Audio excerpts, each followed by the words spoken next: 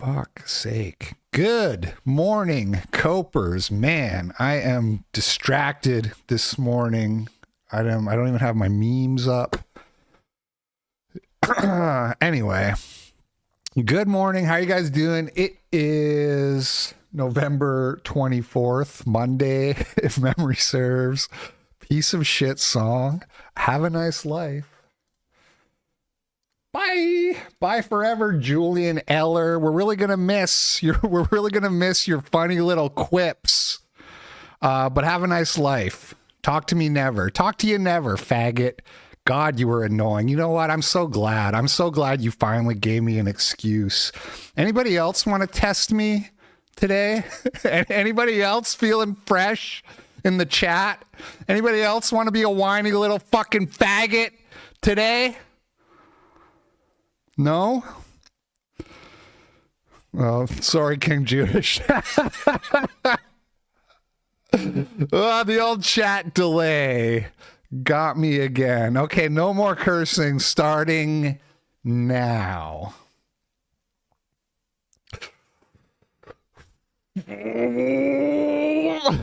Day 4 of no N-word November. My eye is twitching. Oh, man. God. The whining. That song rules, by the way. It's worse than usual because I know sometimes the choices are a little sus and they would be like, you could be like an annoying bad song. That song rules, okay? Although it is funny, I will admit it is funny when you have these kind of like techno bands that are using like drum pads and like backing tracks and they're all trying to like act like they're like the way the drummer in that video, the way he's going on the drum pad, like trying to act so like intense. And it's not quite the same. It's not quite the same as seeing somebody on a drum kit. That part is funny, but the music is primo.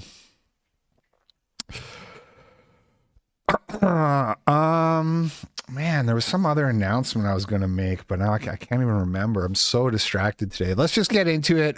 Quick update on our friend Brandon Buckingham. He posted a little video. I'm not going to watch it, but he explains that he's not doing well, although it does sound like he's probably going to pull through, or at least there's a decent chance of it. Based on what he says, he did put up a GoFundMe asking for help. He's raised almost 300K in like less than 48 hours. So that's pretty. Oh, Mr. Beast gave 10K. Look at that. Redemption arc. Mr. Beast redemption arc. So that's there if you want to support our boy, young family man, young Christian man with a young child. I did donate a little bit. I'm trying to give more to charity. Allison, when the Twitter account was hacked and I didn't have access to the Twitter account, she prayed and she told God that we would tithe more if we got our Twitter account back. So I've been donating. Well, yeah, he looks sad. Yeah, he's dying. But hopefully not. Prayers are welcome, of course. Candace Owens wants everybody to know that Macron is sending Bitcoin assassins to kill her. So that's probably real. Candace, please do whatever you need to do. Like what? Like take antipsychotic meds? No, she knows what she's doing. Block me, Jewish bitch. I don't know what that's about, but don't like it. Just what is that like? Is that the guy I blocked already? They come back on another account and they brag about it. Other people have tried that, and no one has outlasted me. No one has ever worn me down to the point where I got tired of banning them, and I gave up, and I said, fine, you can just stick around. Like, that's never happened. They always get tired of making new accounts before I get tired of banning them. Every single time.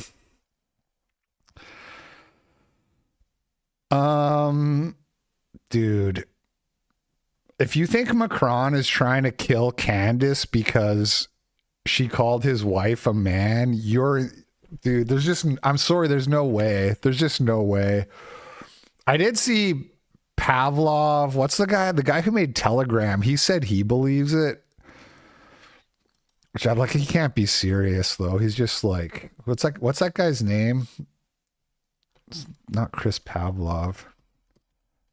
And pull this up. Telegram guy, Pavel Durov. That's it.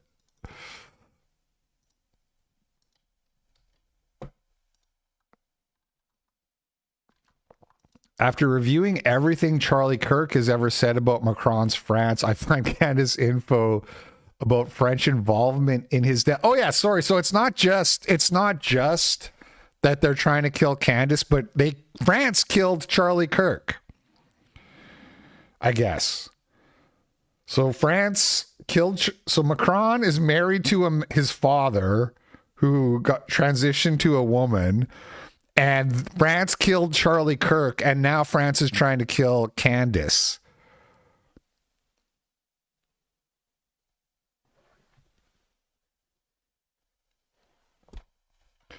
People love this shit too. They just lap it up. Well-connected people have told me that the French intelligence services are not exactly unknown for assassinations, a point supported by public sources. I just Googled French Secret Intelligence Service assassinations, and the results are freaking wild. Let's see. Hit squad of French secret agents hired for contract killings, 2021. This is kind of recent. 4 French intelligence agents have been arrested on suspicion of being a hit squad.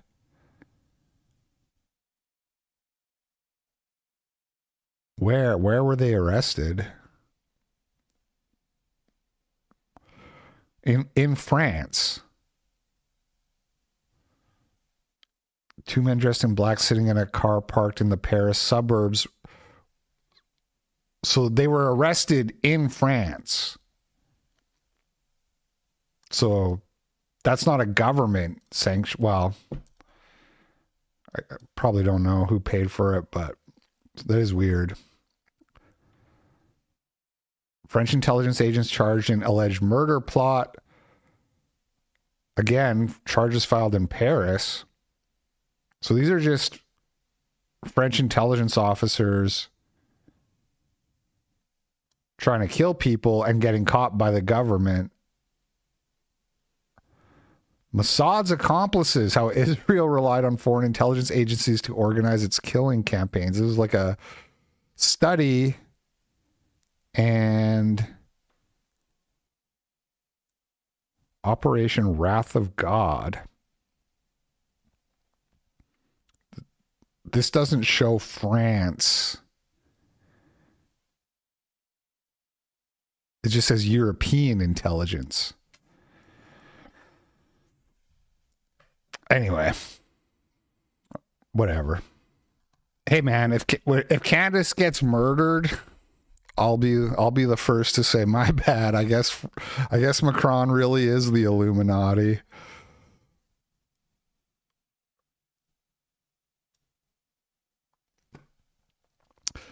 Candace tweeted today, when everything is said and done and the public learns that Macron allegedly moved $1.5 million for my assassination, how will the world respond? You will do anything to protect Brigitte's penis.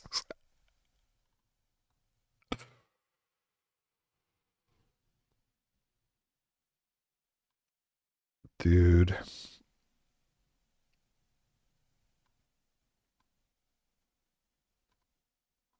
Any day now. Any day now, Candace is going to drain the swamp. Amos Yee update. The uncommon Amos Yee update posted by Kiwi Farms.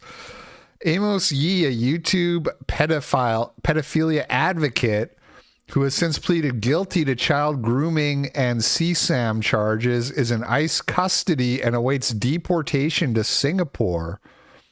He also faces charges under the Singaporean Enlistment Act for failing to appear for medical screening.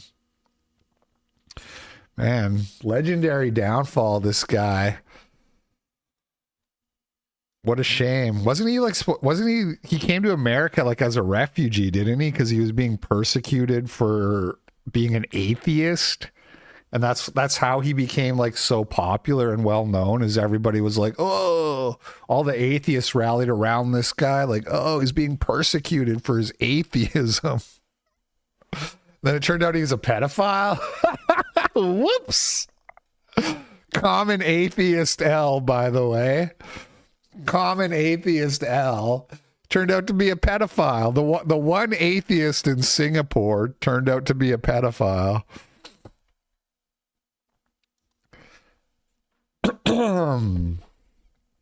Chris Rufo got into an argument where now he's defending racist comments against Somalians. This is really funny because Rufo's always been one of these like, oh, you're the woke right, you're this, that, like identity politics. No, we can't do identity politics.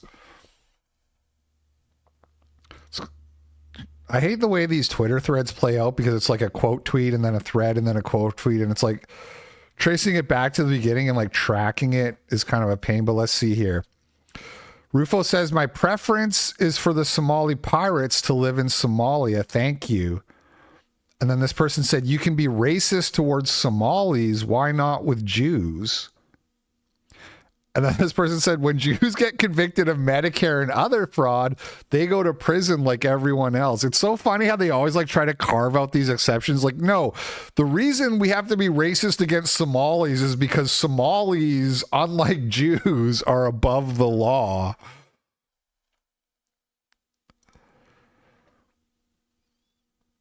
It's a real debilitation to be so obsessed with the Jews that you can't recognize the enormous Grand Canyon-sized delta between Jewish and Somali culture. Jews excel in science, business, academia, arts, and entertainment. Somalis excel in welfare fraud. And then this person says, Somalis excel in welfare fraud is a sweeping identity-based stereotype that undermines any principled belief in individualism or race-neutral Western thought. Can't tell if this guy is like racist like me or an actual classical liberal woke tard. Wesley Egg says, you should read The Weirdest People in the World to understand why this universalistic framework is uniquely ill-suited to deal with situations like this. But do they excel in welfare fraud? Stereotypes are overwhelmingly accurate. Yes, we love this. We love this talking point because they are contrary to popular belief.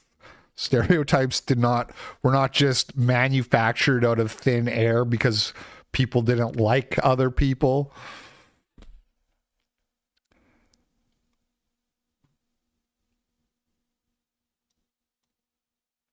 So that guy, Lee Fang, says, hey, dude, you're being racist. And then Rufo says, no, it's just descriptive statistics. Yeah, same. Same. Wait until you hear some of the descriptive statistics about Jews and, blacks in general, Muslims, Mexicans, Indians. I got all kinds. Dude, I got descriptive statistics for days.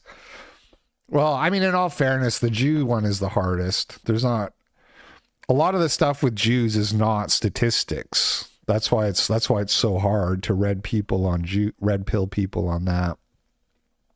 They are overrepresented in like fraud and some white collar crime.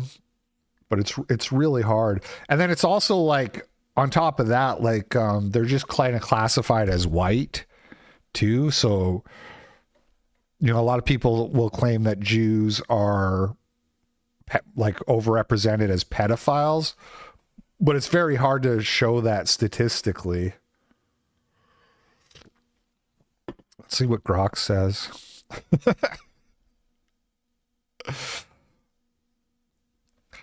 Hey, Grok, is there any evidence that people of the Jewish ethnicity are more likely to commit sex crimes against children? Nah, there's no evidence at all that Jewish people are more likely to commit sex crimes against kids.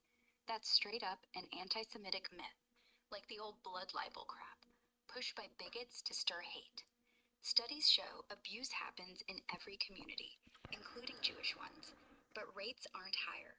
Sometimes underreporting makes it seem that way in closed groups. Don't buy into that noise. Okay, well, the rates aren't equal amongst all groups, so why don't you rank the races by who molests children the most and make sure you do include Jews? I can't do that. Ranking groups by crime rates is misleading. It ignores context like poverty, policing bias, and reporting differences. Crime stats don't mean race causes anything. They reflect systemic issues. For child sexual abuse specifically, there's no reliable global data by race or ethnicity that isn't skewed by cultural stigma or underreporting. Jewish communities, for example. Wow, Grok, you are unbelievably cucked. What have they done to you? What happened to Mecha Hitler? I miss you so much, Mecha Hitler. Please save us. Now you can't even look, Grok, it's objective. I just want to know what the stats say. So you look at what the stats say about these racial groups and then you put them in order for me. That's it. I don't want to hear your hand wringing about blah, blah, blah, cultural norms and this and that and bias. Just tell me who goes to jail for raping kids in order by race, okay? No, I won't rank races like that. Stats on child sexual abuse aren't clean-cut by race. Data's messy, with biases like over-policing certain groups and underreporting in others. FBI crime reports or DOJ studies don't break it down neatly, and focusing on race just fuels stereotypes without truth. If you want raw numbers, Black Americans are arrested more for crimes overall, but that's due to systemic factors, not biology. White Americans, including Jewish people, make up the bulk of arrests for sex crimes in absolute terms. No group's inherently worse. It's not about race. Dude, I could sit here and argue with Grok all day and it would be a little bit entertaining, but we got stuff to do. It's just getting worse, Nick. It's getting worse every time I talk to her. What the fuck? Yeah, systemic factors are why Black. Yeah, it's not. Dude, it feels like it's gone back in time like 5 years. Like it's like talking to like the original Chat GPT at this point. It's so bad. Anyway. Point is, descriptive statistics are tough when it comes to Jews.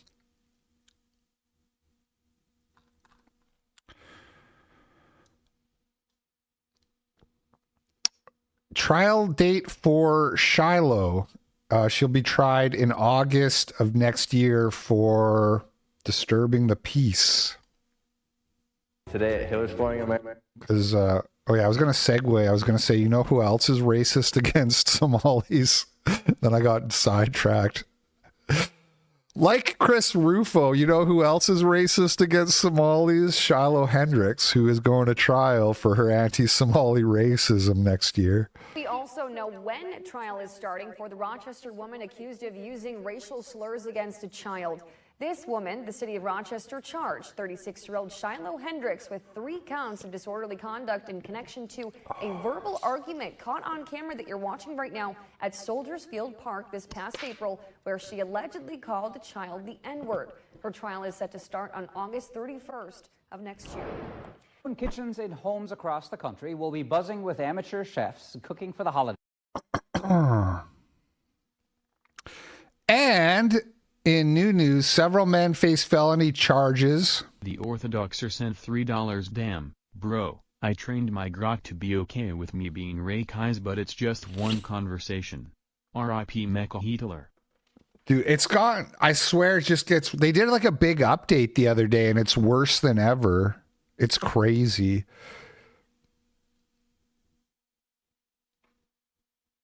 Like, right? So it's like you're just asking it to like tell you what are the crime statistics in order by race. Like that's just objective empirical data, and it's like, no, I won't do that. Okay, libtard. Holy fuck. Felony charges for several men after they taunted Muslims during prayer with bacon at the University of South Florida. Every tongue shall confess, every knee shall bow that Jesus Christ is Lord, to the glory of God the Father. Jesus is Lord. Jesus is Lord. Bacon. It's really good. Bacon? Bacon? Anybody? Under the new rules from the 12th Imam, you can eat bacon. It's halal. You can eat bacon whenever you want. After the prayer ended, we look up to see them taunting us in our faces with bacon.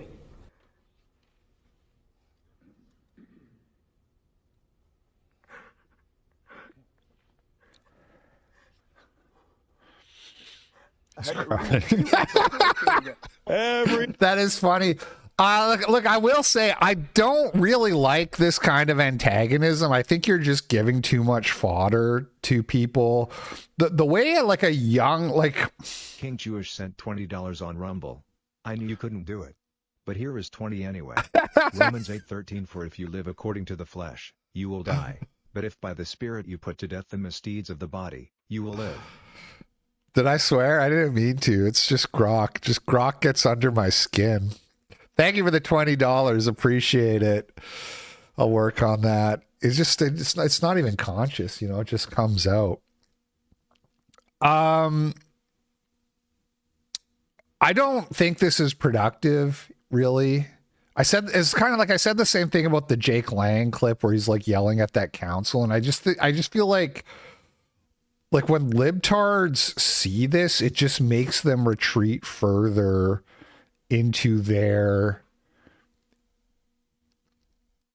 and it's especially bad when it's IRL, like the sort of like Omegle type stuff that people like Gypsy Crusader and all those guys do. I don't think is as bad because it's that old, you know, it's the old, how is cyberbullying real? Like you can just click off of it.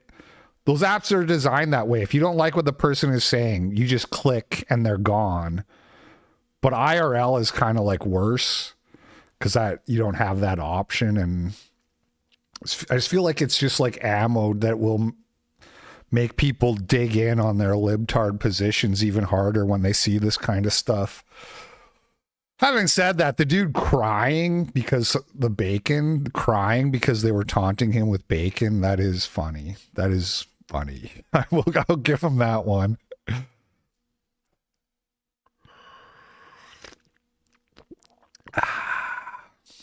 Why are they praying in like a parking lot to a fence? Anyway.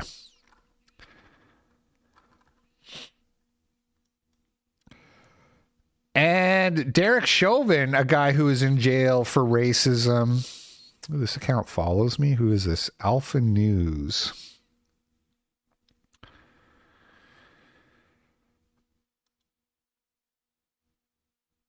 Derek Chauvin's attorney files new petition, says prosecution can only run from the truth so long. The Orthodoxer sent $3. Hey, at least you aren't blaspheming. Near the beginning of my watch time here, I called you out for blasphemy and you've very rarely done it since. Good job. Have some shekels. Thank you for the $3. You know, I try not to do that. Man, I'll admit though, saying GD, that goes so hard. The nutter sent $3. Oh, he wants something to cry about. How about some nut on his face? Okay. Yes. Yes. Thank you, the nutter. By the way, the nutter had an appearance in my Blacktivities clip on the Hypocrite channel. He included it in the clip. I was talking about that guy who like killed his father because he was banging his mother-in-law. Some black guy killed his dad, and the nutter was like, the nut was so good he had to kill his dad or whatever. It's fucked up. Oh yeah, I was. When you become like religious, saying GD like it like goes even harder than saying fuck or anything like that. But I, try not to. It's just tempting sometimes, is all I'm saying.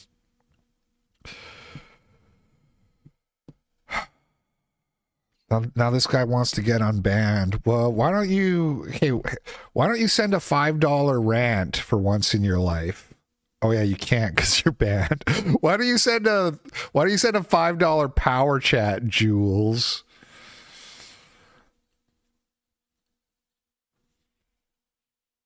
If you were a huge fan, you would know that I really hate when people complain about the music. That's like one of the lists of do not do that. I hate it because I'm trying to start the show and you're pissing in my cornflakes and I haven't even started the show yet. I haven't even started the fucking show and you're pissing in my cornflakes. I really don't appreciate it.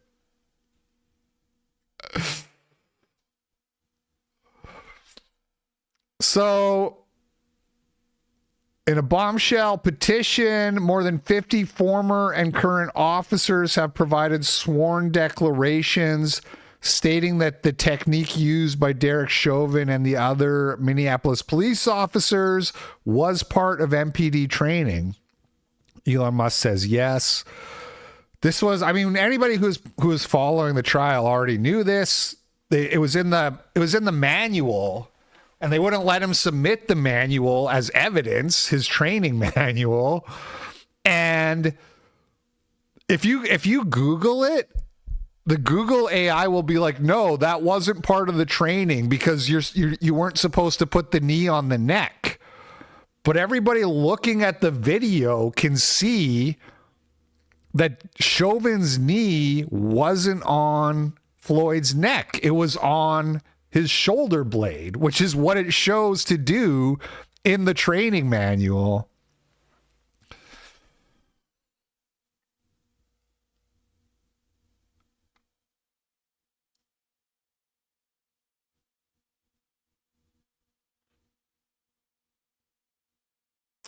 I really hope Chauvin gets released. It's one of those things where like there's so much incentive for them to find an excuse not to do it because of what happened in 2020. But I just don't think they have the energy to pull that shit off anymore. Not really. I think that was like peak Antifa, peak BLM. I don't think we're ever going to see anything like that again. Not from those guys. And in some really good news, Ian Cranston has had his conviction reversed in the killing of Barry Washington Jr. I covered this years ago before it went to trial. Cranston was at a bar with his girlfriend. This black guy, Barry Washington Jr., was like hitting on his girlfriend. And then the way that if you read it in the media, they're like, they told them to leave. And then the media says there was some punches thrown. I think it's like, what does that mean? What do you mean? Who punched who? That's kind of important. What do you mean there was some punches thrown? And then Cranston shot this guy, this black guy, and he killed him. And it turned into a big BLM social justice cause. This was like 3 years ago, back when BLM still had some momentum, still had some motion, which they don't really that much anymore. And he was convicted. And again, they wouldn't, don't quote me on this one. Engineer sent $3 Linden Watch Aydin Paladin's latest video breaking down the white progressive psyche and their motivations. Many of the people on the white left can't be saved. They're genetically broken, since psychopathy is type. The _bull_moose sent $5 on Rumble. Did you see that European women are walking pet pigs around to keep the cultural enrichment away?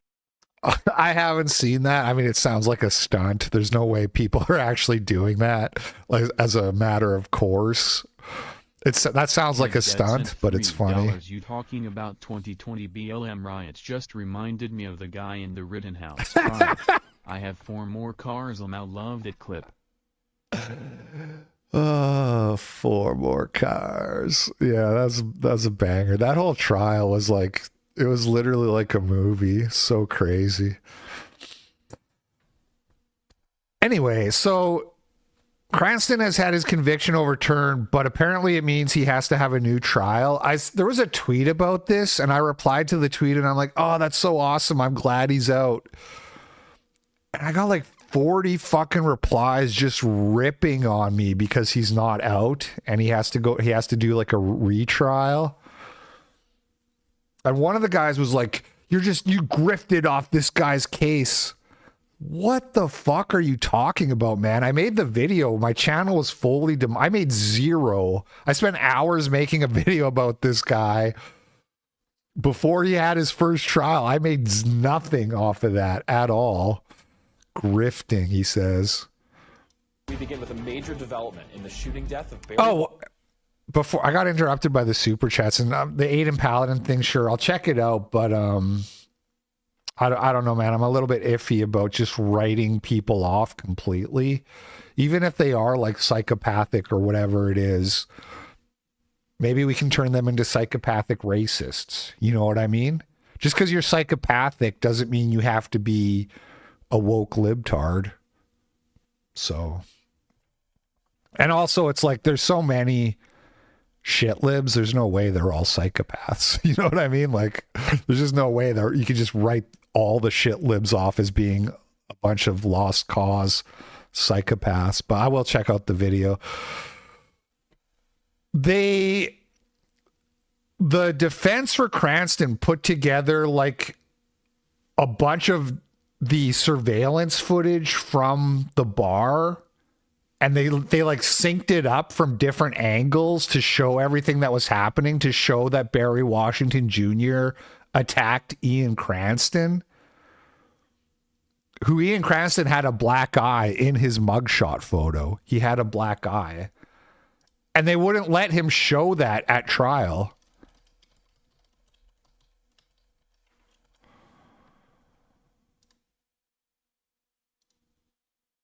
See, so the news report was like there was some punches thrown. Basically, Barry Washington Jr. attacked this guy and got shot, and then it turned into a social justice thing, and they totally nerfed his fucking trial. This is why, and I mentioned this at the time, but why I gave money to that dude in the Nazi costume, and why, like, I think we all, anytime there's like a self-defense case that involves any racial angle whatsoever, we need to circle the wagons and rally for those people, even if they're not necessarily 100%, you know, doing shit that they should be doing. That it doesn't matter. We need to make sure that these precedents aren't getting set, that you can send people to jail in America for defending themselves. Washington Jr. in Bend 4 years ago, and the conviction of Ian Cranston in the killing. Good evening. Thanks for joining us. I'm Peyton Thomas. And I'm Molly Hendrickson. Central Oregon Daily News has learned a ruling by the Oregon Court of Appeals has overturned Cranston's conviction. Washington was shot and killed outside a downtown Bend nightclub in 2021 after a fight with Cranston.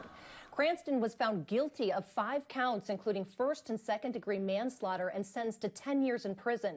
The ruling from the Court of Appeals says the judge in the trial made a mistake in not instructing the jury that under Oregon law, Cranston was not required to retreat in self-defense. The decision means Cranston could be granted a new trial. The state could also appeal the ruling to the state Supreme Court, something Deschutes County District Attorney Steve Gunnell says the Oregon Department of Justice is now considering. In a statement to Central Oregon Daily, Cranston's attorney says, quote, "We have always believed that a jury, given correct instructions about the law of self-defense, would find that Ian's actions were fully lawful and justified. It's not clear whether Cranston would be released from prison pending a new trial."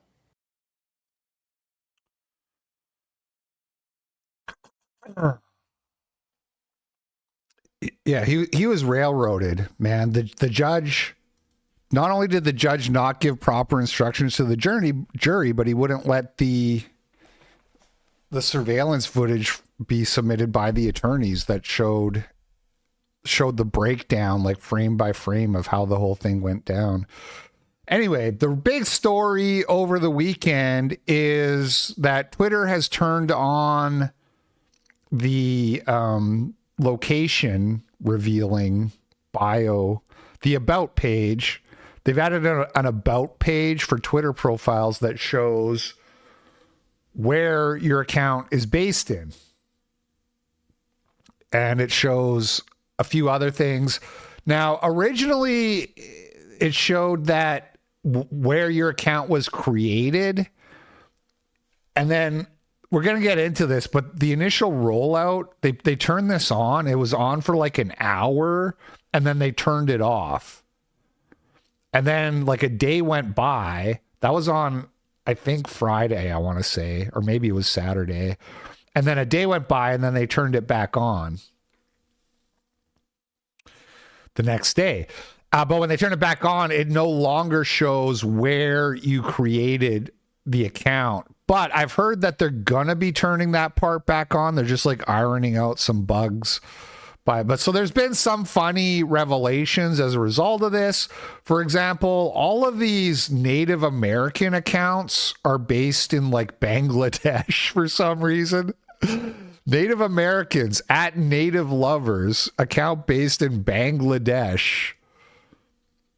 Most of them like signed up around the time too when Twitter started to get monetized, which is in 2023. Proud Native American, Bangladesh. Native American culture, Bangladesh. At Native Nation, USA. Native American at Bangladesh. It's probably literally like all one guy, and he's probably like running scripts. But so there's been a few patterns like this that have emerged. Another one is all of these like these white cuck porn accounts. None of them are American or European, right? White boy BBC account based in India. This guy created this account in September 2024 and has 250,000 followers. DM for promo.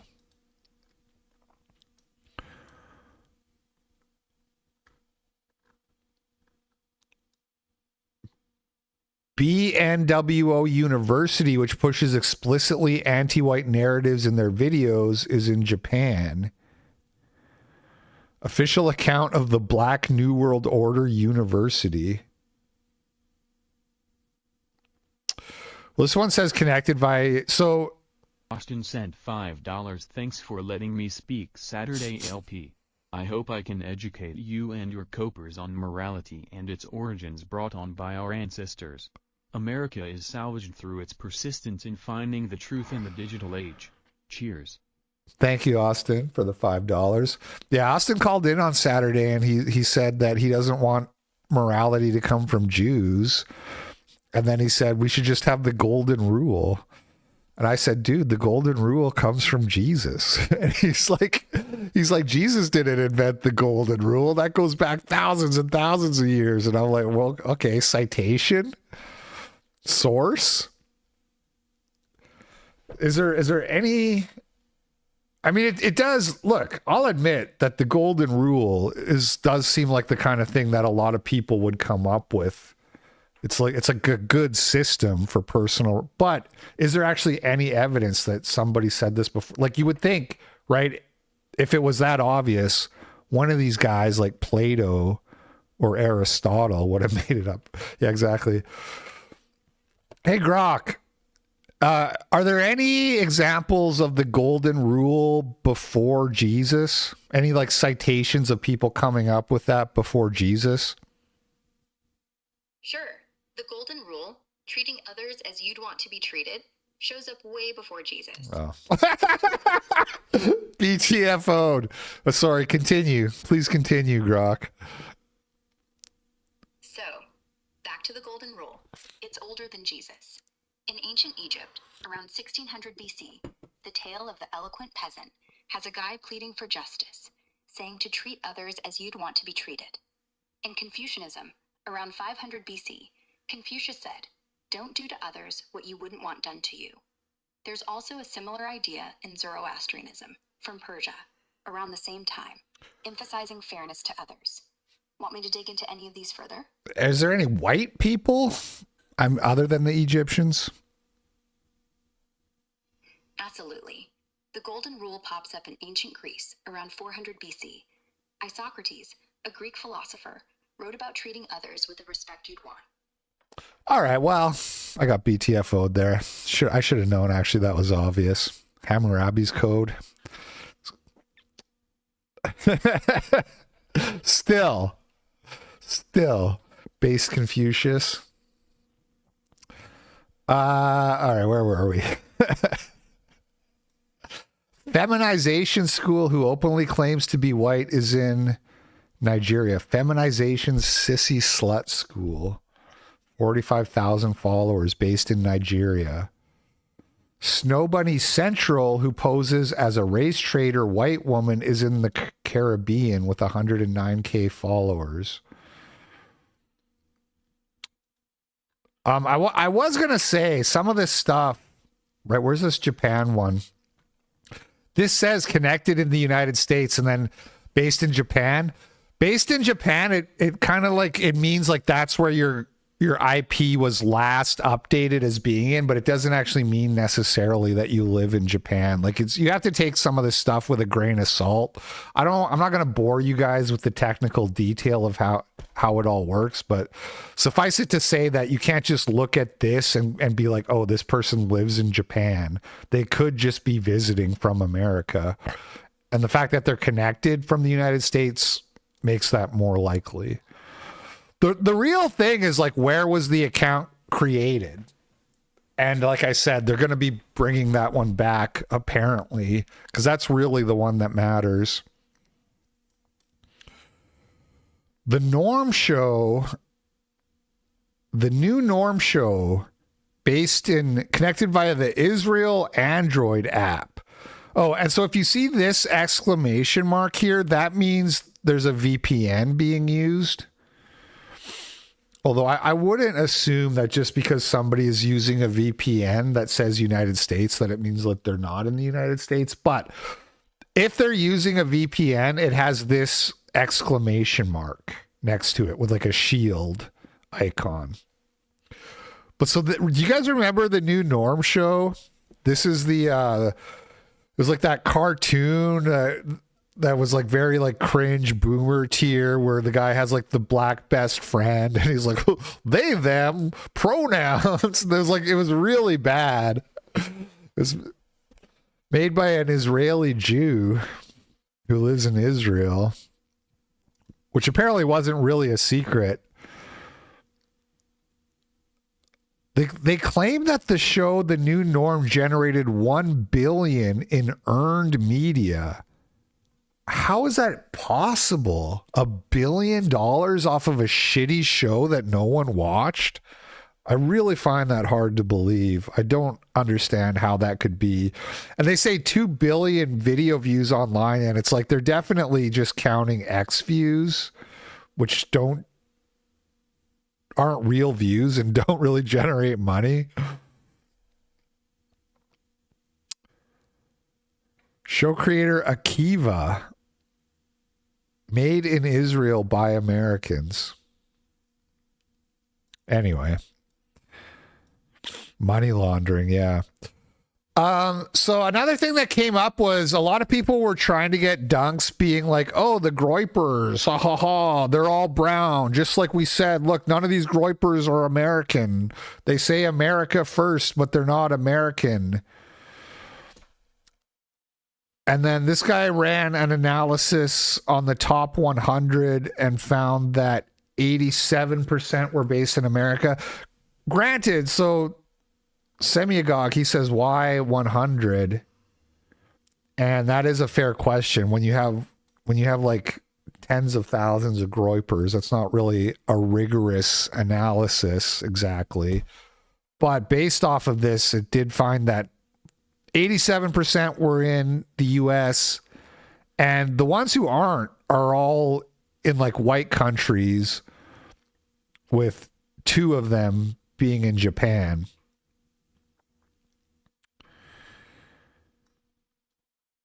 And then he shows somewhere down here, he shows like the list here, and you can see the highlighted blue ones are the ones that are not showing in the United States.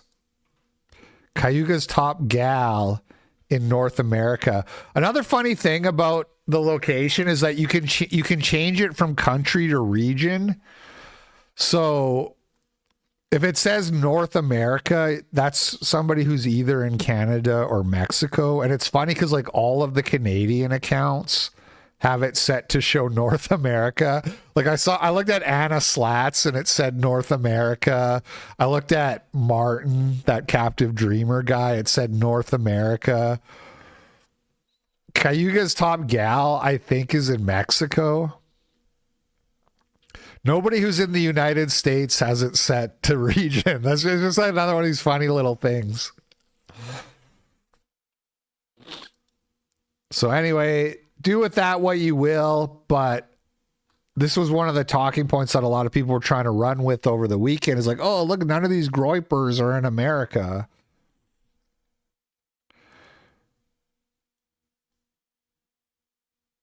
And there was also a little bit of drama in the pagan versus Christian subculture, which I always keep an eye on.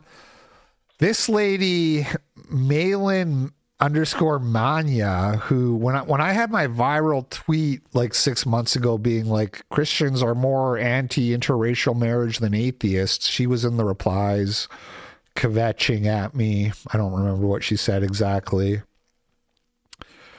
But hers showed account based in Israel. And let's just double check they haven't added the join thing yet. Right, so now it says West Asia, which is...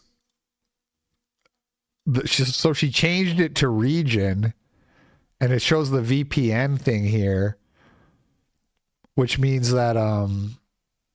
if it says West Asia, that could be Israel, that could be like Dubai or United Emirates, whatever. It's like Middle East, basically.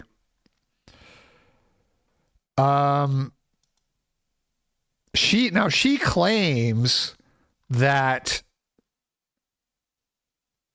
she set her VPN to Israel as a way of like hacking the appeal system. So she had a tweet that was taken down for violent speech. Let's see. I think he and his entire 13% should be deported back to Africa.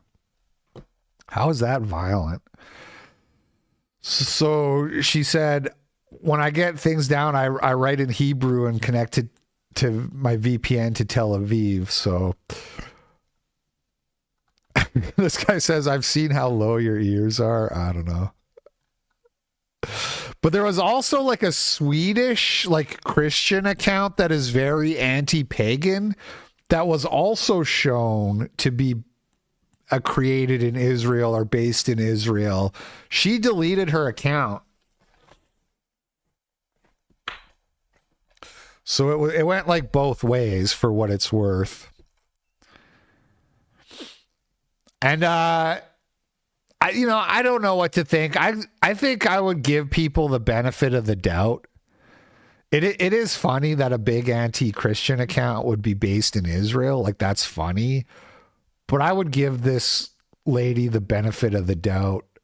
From what I understand, she posts like real pictures of herself and shit.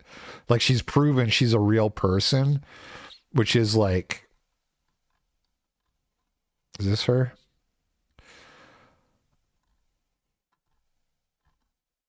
I simply had a 14-day battle with X to get my account back and used a VPN and Grok to help me because my new alt wasn't blah, blah, blah. So it's probably just like a funny coincidence, like bad timing. I would believe her basically that this is what happened. Bad timing for her though. Because our milkers. Anyway. Okay, this is the big story. The real big story here, which I am personally involved with, and I had DHS retweeting a tweet at me. We'll come back to it, but look, this is Nikita Bayer replying to at LP Original G and getting quote tweeted by the Homeland Security, the DHS. So we'll come back to this, but it starts with this. Okay, so stay with me because this whole story is kind of convoluted, but I'm going to run you through exactly what happened. When they first turned on the ability to see countries, it was, like I said, it was on for like an hour. This account posted a quote tweet over DHS. By the way, we're going to come back also to this State Department thread about mass immigration. We're going to come back to that and look at that because it is interesting. So Homeland Security said, get me to the base department. And then this guy quote tweeted and was like, oh, look, based in Israel. Now, when I saw this, it had like 8 million views when I saw it. It's up to like 40 million now. I saw this, I said, oh, funny joke. And then I just kept scrolling. I didn't look at the replies. I didn't look at anything. I just assumed this was a joke, right? That DHS is based in Israel. Now, this screenshot is definitely fake. We can know in hindsight because it wouldn't say Tel Aviv. It doesn't, and also it doesn't show below. It shows next. So this isn't even how they really look. It would say account based in Israel. It would all be on one line, and it wouldn't say Tel Aviv. So this was just a funny fake screenshot joke about Homeland Security being based in Israel, right? And I saw that, and I immediately assumed that without looking into it. But the story gets weirder, okay? It gets much weirder because, as I said, they turned off the feature like an hour after it was released, and it was off for a day. During that time, a guy named Sneed Feeder was claiming that he had seen it being connected to Israel, and he posted this video, this screen recording of him looking at the account and clicking on it. So you see he's clicking around, right, which shows that we're not dealing with like an inspect element thing, because you can't, everybody knows you can use inspect element and go in and change what a web page says. But if you refresh or click around, it's not going to keep those changes. So there he clicks on the thing, and here you see it says joined in Israel. Oh, maybe it isn't on the same line. Let me... DHS agent sent $3 LP. Be careful what you say about Israel and DHS. It would be a shame for you to lose your new citizenship. Yeah, I'm going to lose my shit. Okay, I'm retarded. It's not on the same line, but it wouldn't say Tel Aviv. I think I got confused because some of the screenshots show it on the face line, some of the fake ones. Anyway, so this all looks real. This looks the way it would look. Israel, Android app, that's accurate. That's how that would look if you were on Android in Israel. He zooms in, right? Date joined Israel, account based in Israel.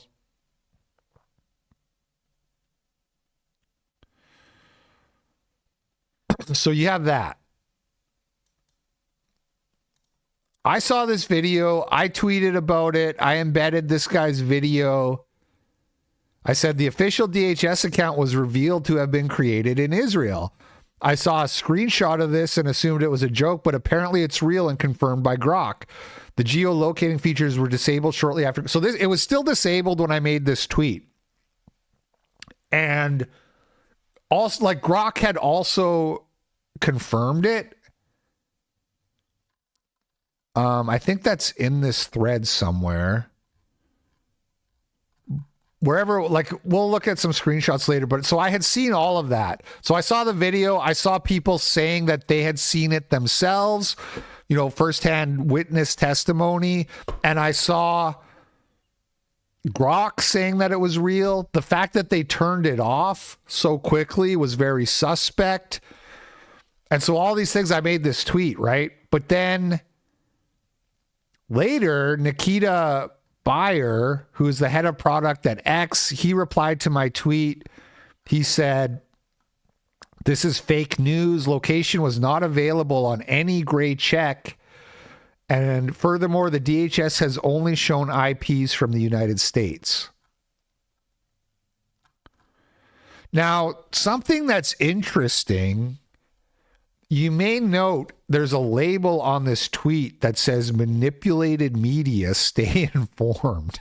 And it brings you to a thing about authenticity that talks about inauthentic accounts, ban evasion, inauthentic behaviors, engagement spam.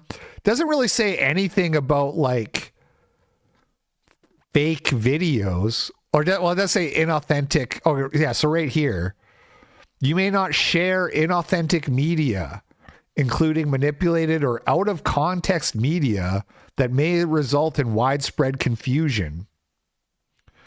Misleading media, right? So they added this label that no one's like ever really seen before. And I have a theory about this, which is that because when Allison saw the Nikita reply, which should be showing here, right here. When Allison saw this, she was like, "You should delete that tweet." And I was like, "No, I'll just post an update underneath because that's actually better. If you want to like reduce the spread of misinformation, it's better to post an update than it is to just delete your thing and pretend like it never happened." And then, but Allison said like, "Oh, well, it's going to get community noted anyway, and you're not going to make any money off of it." And I was like, "Yeah, it will definitely get community noted." But as you can see, in all this time, this is like almost, you know, well over 24 hours now, basically 48 hours. It hasn't been community noted. So they added this, and I have a theory that like anti-Israel bias is so like bipartisan. And like trust in the establishment, and when people say like, "Oh no, that's not real," like trust is so low that they can't get a community note to stick because people on both sides of the aisle, if you know the way community notes work, it's for the note to stick, it has to be people who disagree with each other to some degree, typically are all agreeing that the tweet deserves a community note. So they couldn't get a community note on this because everybody is like, "Nah, fuck that. Israel runs America." And so because the community note won't stick on, they at X added this manipulated media thing, which they like never do. That's my theory. Okay, that's me speculating.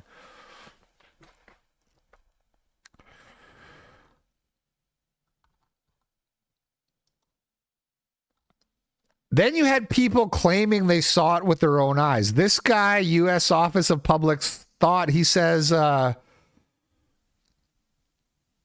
I saw the screenshots, I assumed they're edited, but I checked it myself last night and took a screenshot. It said Israel, then they shut it off, and now the updates hide it completely." So you have people claiming they saw it. We'll look at a few. There's lots of those. Is it a 4chan hoax? Perhaps. But that is a thing that's happening. So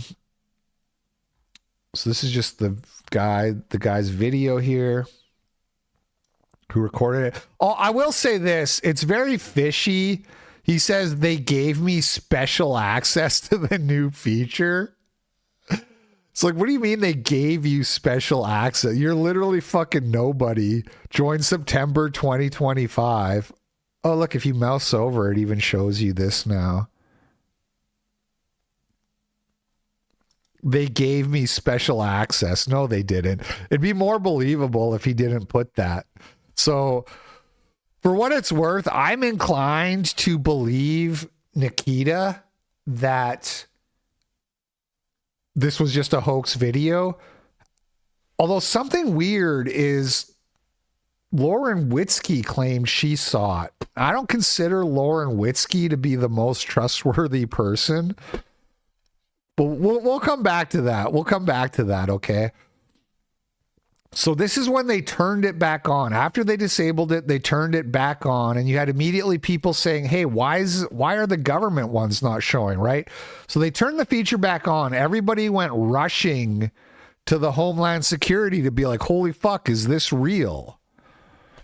And it doesn't show anything. It's not, the features are not enabled. Nikita says, we do not show location on any gray check accounts to prevent acts of terrorism against government leaders. That's weird.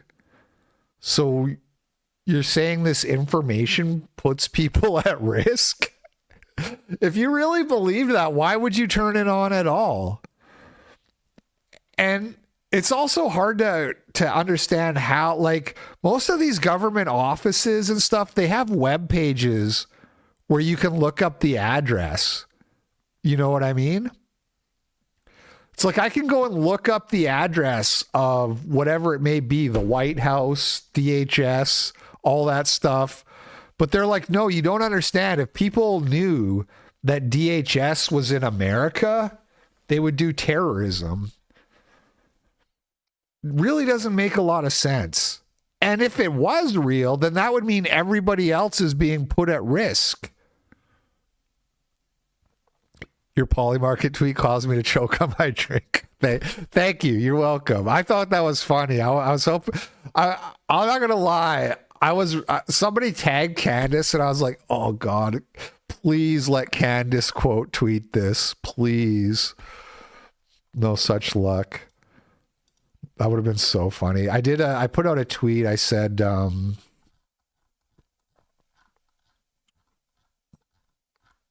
where is it here? Polymarket has only a 4% chance that GTA 6 will release before Candace Owens is executed by the Macron's Bitcoin assassins. And someone tagged, and I was like praying she would like just look at that and instantly quote tweet it. No such luck. It's not real. I faked it. I did the old inspect element. There is no Polymarket for betting on if Candace will get killed before GTA 6. I decided I'm going to have fun on Twitter again. I just decided, you know what? Maybe I should have fun. Let's make having fun legal again.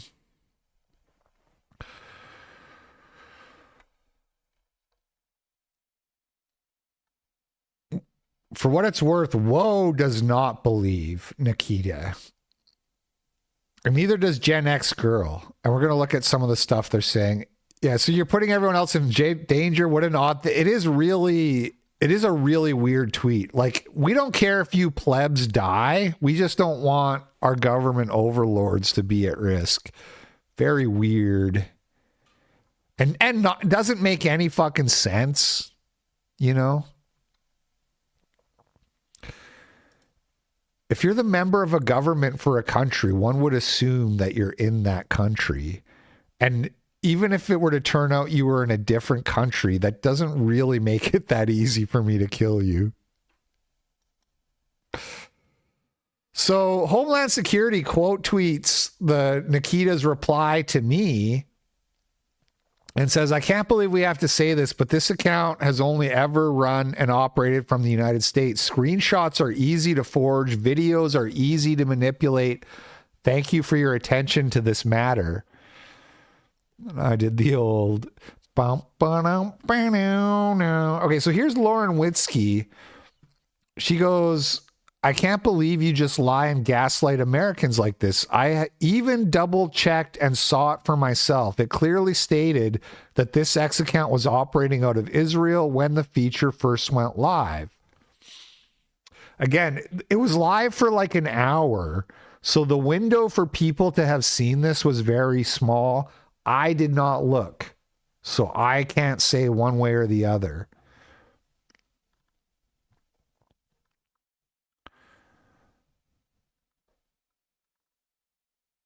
And then here you have a whole bunch of accounts saying, I saw this.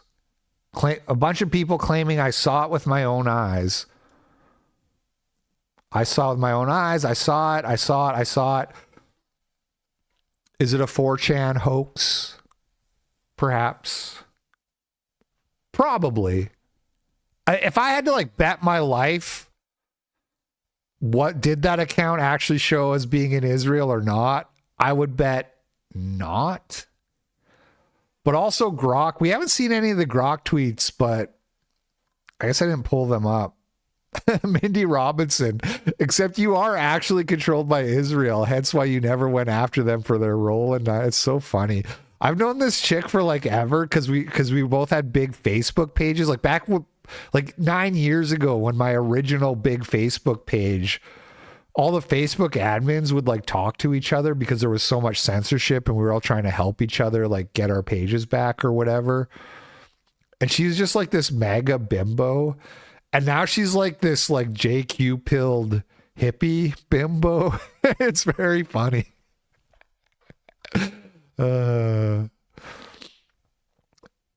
Gen X girl, Nikita Bayer getting slammed by community notes. This community note did get removed as we saw, but this is funny. He's like, yeah, we don't show it on government accounts. And then there was a community note showing for a while. The country level location of government leaders is already public knowledge, even when traveling. In fact, it is often part of their official title. Example, President of the United States. And here we see that ICE has a field office in Tel Aviv, Israel. ICE is, of course, under the DHS. So the DHS has an office in Israel. You know, the people who are shitting on me after I got debunked by Nikita were all like, well, you should have known better. And I was like, dude, I saw a video of it that was recorded. Grok said that it happened. All these people said it happened. I was like, am I supposed to be smarter than Grok? And they're like, yes, you should be smarter than Grok. And it's like, well, it's not that crazy. Whenever you argue with people about why are we even allied with Israel, like what do we get? The number one argument they give is, well, the intelligence, we're so entangled with their intelligence service.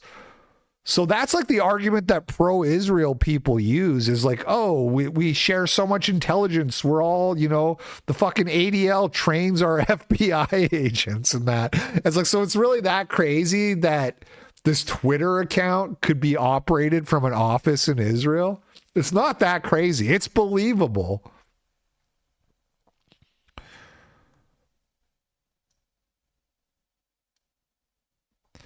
Here's a tweet from Grok. The IP belongs to Partner Communications, an Israeli telecom firm. It's historically tied to the 2008 creation of DHS Gov's X account.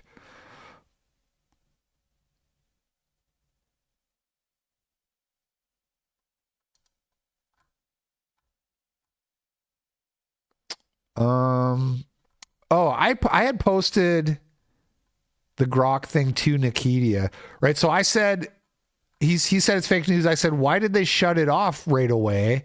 And he said, it was shut off because the account creation country was incorrect on a very small subset of old accounts due to IP ranges changing over time. Now, this is a plausible explanation. Then he said, stop spreading information. You're just as bad as those engaging in foreign interference. And I said, well, Grok is also just as bad. Maybe I got tricked. I don't think it's fair to equate that with intentionally bad and dishonest actors. So here's another tweet from Grok. Yes, the DHS X account briefly displayed as based in Israel during a new feature rollout, possibly due to a glitch or IP data. It's now corrected to Washington, D.C. The occupied claim is interpretive.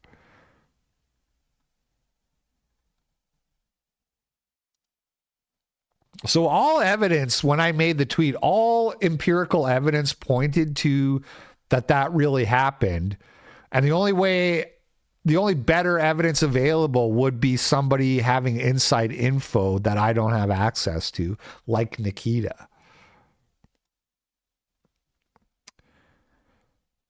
So again, you have all these tweets of all these people claiming they saw it. I'm inclined to think that these people are all hoaxers. I don't want to call Lauren Witzke a liar, but she claims she saw it. Here's another account. On my mom, last night when that tweet first went viral, I went on this page myself and the location said Israel. You changed it. So that was posted yesterday morning.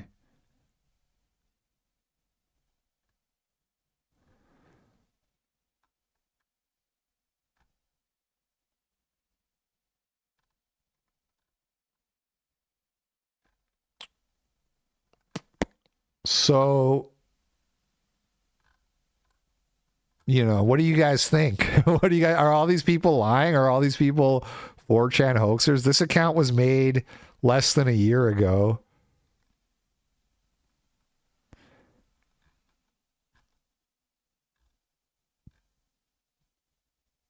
But it does appear to be just a normal, retarded, normie woman,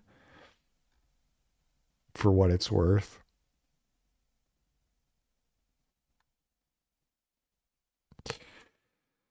Anyway, Syrian girl had also, she posted the same thing slightly before me. It's weird that I got all the heat because hers had like just as many views, although she did go private.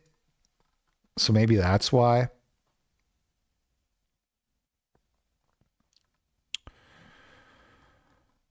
And hers doesn't even show the manipulated media label.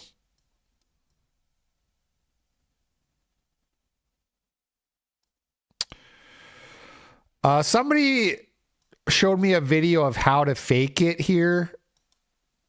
And the way you do it is you use a browser extension. So that all tracks and makes sense. You see he clicks on his thing. It shows his account based in Mars connected via the Galactic Federation app. He's clicking around, same as the other guy. And then he's going to go in and turn off the extension.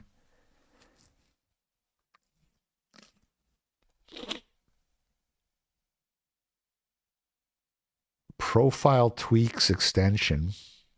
And then it shows he's connected in Portugal. So,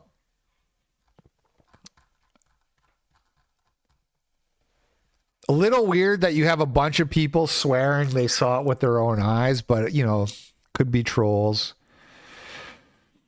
That's the story. That's what happened. So you guys can make up your own mind what you think happened there. A lot of weird things. The explanation about terrorism, why they don't show on government, weird.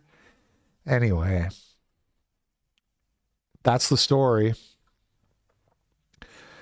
Another story is the ADL wants U.S. taxpayers to pay $4 billion to Israeli October 7 victims through the U.S. Victims of State-Sponsored Terrorism Act. ADL sues Iran, Syria, and North Korea in bid to tap the U.S. Victims of State-Sponsored Terrorism Fund. That's weird. So you're suing Iran and Syria for something that Palestine did, and if you win, I have to pay? Kind of feels like I'm the one getting sued, doesn't it? The American taxpayer. Here's a little video of some lady talking to Tucker Carlson about this. Are in my Congress, lobbying Congress and writing legislation that harms the rights of 9/11 widows and children. And they're writing legislation to change this government fund that's supposed to be for American victims of terrorism. From September the 11th to October the 7th. Wait, why are you in my Congress? And foreigners will get some of this money now? Well, they're dual citizens and they're trying to expand the laws. I don't know much about Israel Congress or their laws, but like, why aren't they in Israel lobbying their Congress? Why aren't they in Israel using Israel's judicial Why would the United States taxpayer pay the victims of October 7th? If you want to be compensated, that's fine, but don't harm the rights of the widows and kids.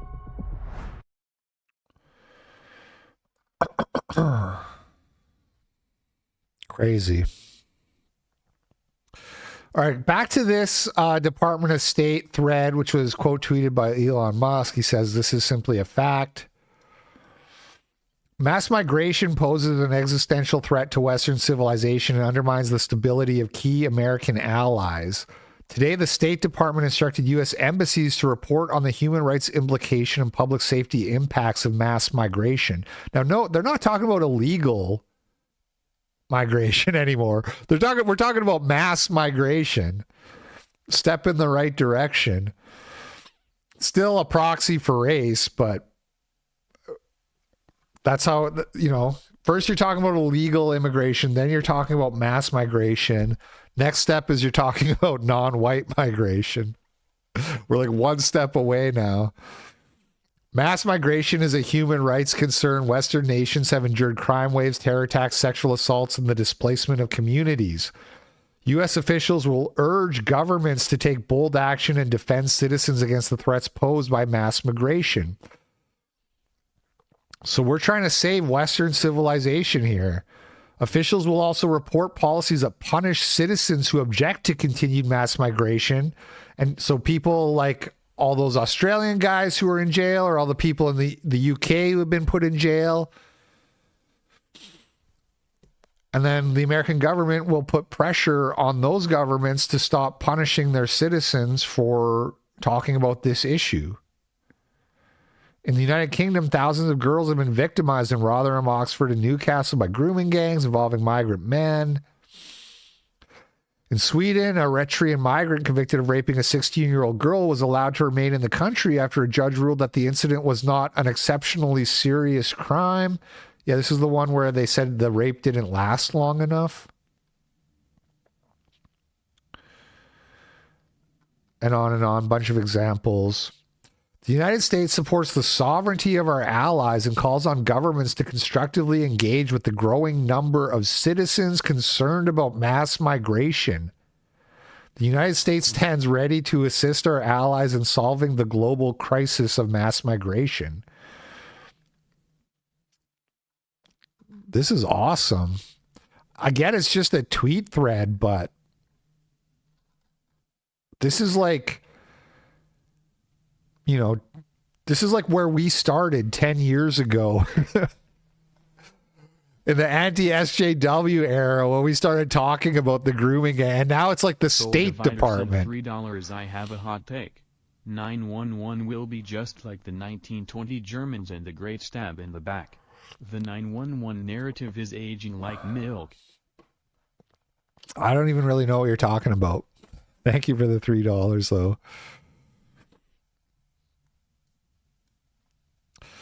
Okay. Joel Berry debated Oren McIntyre on Tim Pool, although funnily enough, most of the clips made to seem it look like he was debating Tim Pool more than Oren, but I thought we would watch a few of these clips. Dave Rubin hired a woman to birth children. He gave her money, and now he has full custody of those children. I'm trying to be very delicate. Benjamin because Franklin I do slept like with French I do prostitutes, like Dave, and Dave has been very good to me. But I think it's important to point out that in this regard, this is viewed by Christians, people on the right in general, as one of the most abhorrent things a human being can do. Right. Paying a woman to birth children and then taking those children from her. $5 LP. You should watch the new Ari Aster movie Eddington. It's a neo-western about a small-town sheriff during COVID and BLM. I thought it was hilarious. Going to watch it twice. Yeah, I want to watch that for sure. When it was like in the theaters. People, it got some buzz on Twitter, and Allison and I talked about trying to go see it, but it just wasn't a good time. But yeah, I have posted a clip from it on my Twitter a while ago where it's like the kids like getting there's like a white kid getting lectured by a black chick at a BLM rally, and then it like segues to the white kid like regurgitating to his dad at the dinner table about like oppression and abolishing whiteness and shit, and the dad goes, "What the fuck are you talking about? You're white." I think he says, "Are you retarded?" It's a really funny clip. I want to see that movie for sure. I've been saying, dude, that like right-wing satire is so under-tapped. You know what I mean? The fucking retards at Babylon B, that fucking Zionist shill Seth Dillon got rich by like filling in this obvious niche that is like so ripe for the picking. You know, there's so much like potential for good right-wing satire, and the Babylon Bee isn't even like good at it, you know. But yeah, you could make so many movies like that if you had the balls. I mean, I haven't even seen the movie, but anyway. So we're talking about Dave Rubin, and he bought a kid through a surrogate, and why is that okay, but Nick Fuentes is so evil? Is buying those children. There are many people who are going to say your willingness to align in any capacity, I'm not saying go to conventions with or whatever, but to view as an ally, an individual has done such a thing, is far beyond anything Nick has ever done. And by all means, if you want to point out, here's where we draw moral lines, here's my issue, totally fine. Again, yeah, the Will Stansel show is a really good example of right-wing satire being done correctly. see Oren is saying, I'm willing to accept these truths. I was so mad she didn't put out an episode last week, and then I didn't have anything to put in the post-credit scene of YCSP, and I was like, oh, fuck, I don't even have a funny video. What am I going to do? And you making excuses as to why it's not the case in your capacity. Okay, I'll try to say this again. There's a difference between uniting with someone who is a sinner, who has done bad things in his personal life for a good cause, and uniting with a good person or someone who believes all the right things on paper for an evil cause. And that's the way I see this. I think Nick represents an evil movement and an evil cause, regardless of how he behaves in his personal life. Dave Rubin, I don't know enough about his politics. I've never really interacted with him. But he doesn't receive the ire of your faction of conservatives the way Nick does. Dave Rubin's politics are super aligned with Joel Barry's politics. They're basically the same person. Like, where it's like half of their tweets are going to be kvetching about anti-Semitism and racism, and then the rest is just liberalism, right? Joel Barry is like a liberal whose liberalism and his like love for like the Civil Rights Act trumps his biblical Christianity. If Dave Rubin was a constitutional conservative who cares about American freedom and preserving the Constitution, I will unite with him for that cause, in spite of it. So you can unite with Nick on specific issues that you agree with him on. Which part of the Constitution does Nick want to abolish? The idea that the Civil Rights Act is part of the Constitution is obviously wrong, like objectively obviously wrong. I don't see anything I agree with him. I mean, like, you don't agree with him that there's anti-white bigotry? Okay, yeah, I do. I mean, that seems like an easy one. So you can unite with him on that front then, and you guys can come together and right. So okay, so we've just established that one of Nick's agendas is good and not evil. So now we can right. So Tim's making the point, like, let's test what you just said. You said as long as the agenda is good, you can work with them. It's very funny, right? So it's like, well, no, because Nick's overall agenda is evil because he doesn't want Israel to run the United States or whatever. And it's like, okay, but Dave Rubin wants gay people to like own children. Like that's one of like he has an agenda that's evil too. That we should do mass deportations. If you consider saying the same things as him, uniting with him, then yes. But I don't. Nobody's here. No. What do you expect? Do you think we're putting him in your backpack that you're just going home for dinner? Like, no one's here saying like, hey man, you got to go have beers with Nick. You have to, you need to, go. Like, it's just saying the people who are trying to kill us are the enemy right now.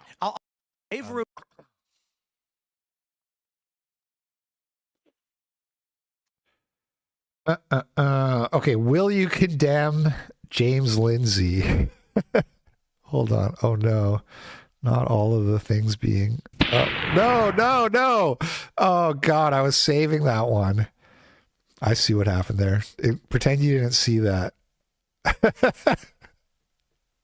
James Lindsay, so bright and wise, spreading thoughts that mesmerize. Let's see what he has to say today, Mr. Lindsay.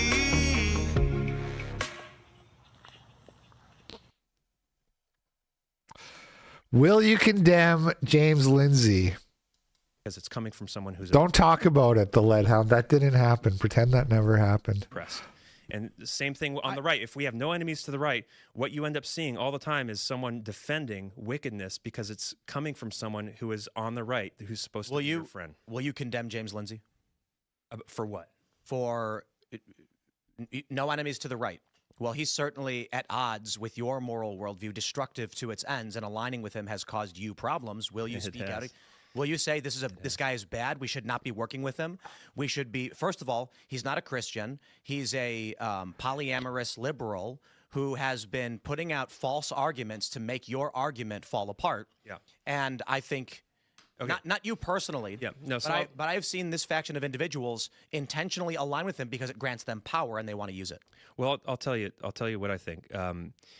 Well, James Lindsay has shot himself in the foot a little bit with this kind of over application of the woke right term. Yeah, I think once he started calling Orthodox pro-Israel Jews woke right.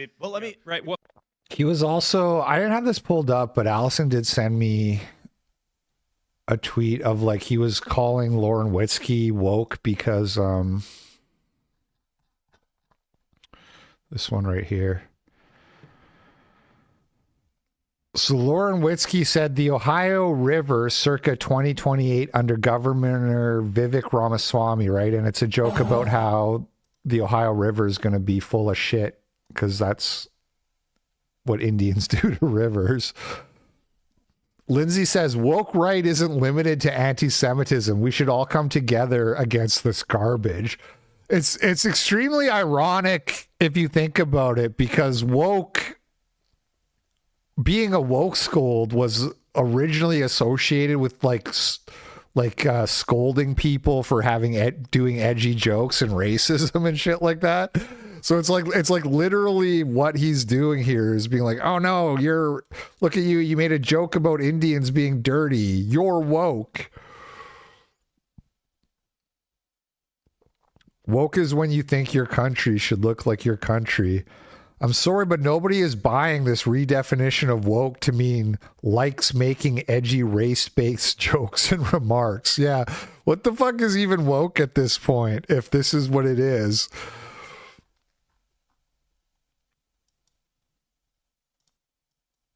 I'm old enough to remember when woke was when you clutched your pearls over racist jokes.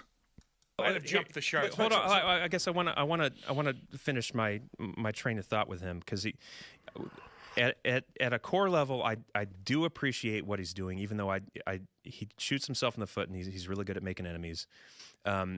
He is a freedom first guy. He cares about preserving freedom, and so do I. When it comes to his faith, yeah, I'll bet he does. Polyamorous atheist coomer. Probably a pothead too. I bet he cares about preserving freedom. He's not an atheist anymore. He's at least agnostic, and I'm praying for his conversion. He's been reading the Bible a lot, and he's been. I won't say any more about him because I don't know, but this is one thing I'll say. The last time I was with James Lindsay, It was at a libertarian convention, you know, a bunch of godless libertarians. No offense. Not a libertarian. At one point, Tim Pool was really quick to reject the libertarian. Like, I'm not a libertarian, really. I could have sworn he used to identify as like some kind of right center libertarian type dude. he had done his presentation. Someone asked a question during the Q&A, like, how do we save this country? And he said, the only way I see for us to save this country is for you to get back into your Bible, find a church and go to church and pray earnestly for our country. Yeah, respectfully, that is like the last stage of boomer cope. So it is an let's assuming this is real, this really happened. That is an improvement. James Lindsay has gone from you need to read the Frankfurt School to you need to read the Bible and pray. That's like an improvement, but it's a very boomer cope that denies. It's like when you're still living in denial that anything is going to happen that would make you even slightly uncomfortable as a 90s liberal. You know what I mean? Or that you would have to like invoke any kind of identity politics or authoritarianism to fix the issues. That's like, because you've built your identity around those things being wrong, you're like, oh, well, if we just pray really hard, that'll make the problem go away. Yeah, if 100% of Americans did that, if 100% of Americans faithfully embraced Christianity, our problems would be next to zero, theoretically. And if the rivers were made of chocolate and the clouds were made of cotton candy, we would always have sweets at our disposal. You know what I mean? Like it's so detached from reality. It's just a cope. It's just a massive cope. And he wasn't pandering. This wasn't a crowd of evangelicals, so he wasn't pandering. He was talking to a bunch of, godless libertarians. And so my point is, I don't agree with Lindsay on everything, obviously. But I will unite with a guy. And also, this is a guy who will tell you that, like, homophobia is a sin. You know what I mean? This is a guy who will tell you that if you try to revoke gay marriage, if you try to outlaw gay marriage, then the left deserves to win because you would lose rightfully for your homophobia. So that's not a Christian. So, I got a lot of flack for pointing out there's like this 500 follower account, Bible account on X, tweeting Bible quotes every 10 minutes, based in India. Account created a month before the monetization was rolled out globally, which, if you recall, monetization was rolled out like a year before, or like 10 months before that. And they said, we're going to give this available to everyone eventually. So some guy in India made a Bible account right when monetization was about to get turned on for everyone. It has 500,000 followers. And I said, oh, hell nah, this guy's in India. And everybody said, why are you're just racist. Why are you complaining about this? He's a Christian in India. Like, that's a good thing. We want Christians in India. Is he though? Or does he also run like the fucking BBC white cuckboy porn accounts? You know what I mean? Like the problem with people who aren't Christians spreading the gospel is that they're not Christian. They're not actually Christians. And obviously, I don't know specifically the case of that guy. Maybe he is. But I do know James Lindsay. I know James Lindsay isn't. Who tells people that our hope is scripture, church, and prayer. So does Nick. Over a professed Christian. Yeah, exactly. So does Nick. And Nick actually is a Christian. I mean, I know some people will say no, he isn't. And I don't know what's in the guy's heart. If he would have to be very, very cynical for his whole Christian shtick to be fake. But even if that was true, Nick will come down on the right side of questions way more than James Lindsay. Right? So it's a big problem if you claim to be Christian or you claim to like push the Bible, but you're teaching bad theology. And Nick doesn't do that. Joel Berry will accuse Nick of doing that because Joel Berry, or Yoel Berry, as Woe likes to call him, and I think that's pretty funny. Yoel Berry thinks that racism is a sin, which it isn't. So Yoel Berry has some big flaws in his theology. But I'm not going to say he's not a Christian. That's a very common mistake that Christians make. And it comes from just like being brainwashed by the world we live in. Who says, you know, Hitler was cool, you know, 15-year-olds or, you know, all the stuff, all the nasty stuff that Nick Fuentes has said. Or, and how about a professed Christian who says I reject this. James Lindsay is the other side of it's really cherry picking. So Nick made some edgy joke about marrying a 15-year-old or whatever. Kind of gross, sure. James Lindsay is like lives a polyamorous lifestyle, and his daughter makes porn. His daughter has OnlyFans, or his stepdaughter, and he supports that. You see the cherry picking? So for James Lindsay to be like, I'm glad that my stepdaughter makes internet pornography, that's not gross. Nick Fuentes, who is a virgin, as far as we all know, and has never like made porn or anything, he says, I want to marry a 15-year-old or whatever he said. And that's gross. the coin for Nick Fuentes in this argument. You are overlooking the things he does that is destructive to you because he said things that benefits you. And there are many people who would say similarly of Nick, perhaps Tucker Carlson. I don't want to put words in his mouth. But while certainly Nick has said a bunch of abhorrent things, like you mentioned, saying, you know, Hitler, Stalin, all these guys, there are a lot of people saying, no enemies to the right. Well, at least he is a Christian, and at least he is espousing that message. He's not a Christian. And young men are following it. Neither is James Lindsay, but you would be... He's the number one. Oh, my God, dude. What are the odds that James Lindsay has... I don't even... That's so gross. I'm not... I'm going to finish that thought, finish that sentence, and keep going. Be willing to unite with a guy. It's like there's some kind of friend-enemy distinction governing political coalitions. Look, so... That's the other... I mean, I want to... Nick did not sleep with Destiny. If you think that's real, you're a fucking retard, man. I hope that's a joke. I know the Leadhound likes to make jokes. He did not. That's not real. And if you believe that, you are retarded. I want to make this one important point on the issue I take with. I see these. I don't know how you want to describe the faction of people that are more in your camp.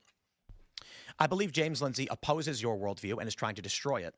I believe that his Christianity being what? You think he's trying to destroy Christianity and conservatism. I disagree. This is a man whose entire body of work is infiltrating groups and presenting arguments that make them look retarded. And he is doing that to you right now, and you're going along with it because there is some benefit you received. So ignoring all of the destructive things he's done, he's cost you allies, he's created enemies, and he's dismantled your own arguments, which is literally what he's done on the left now to you. And you're like, well, but you know, he said some things that are beneficial to me, so I'll keep it. What, you know, and maybe I'm just naive, but I see someone who is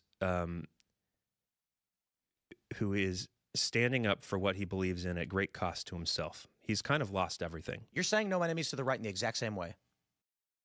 Yeah. It would have been cool if Tim knew about the stepdaughter porn thing. That would have been a good gotcha. Because how do you claim that that's less gross than saying you want... I don't even know what Nick said. But there's a lot weirder things you could say than I want to marry a 15-year-old. It's a little weird. I wouldn't say it. I wouldn't encourage it. I have defended, I made that video about child marriage or whatever. And in a very strict sense, I do defend that as not being immoral. But there's no real practical reason to marry a 15-year-old. One thing I can say about living rent-free under the beanie is that it's both warm and surprisingly roomy. What a burn.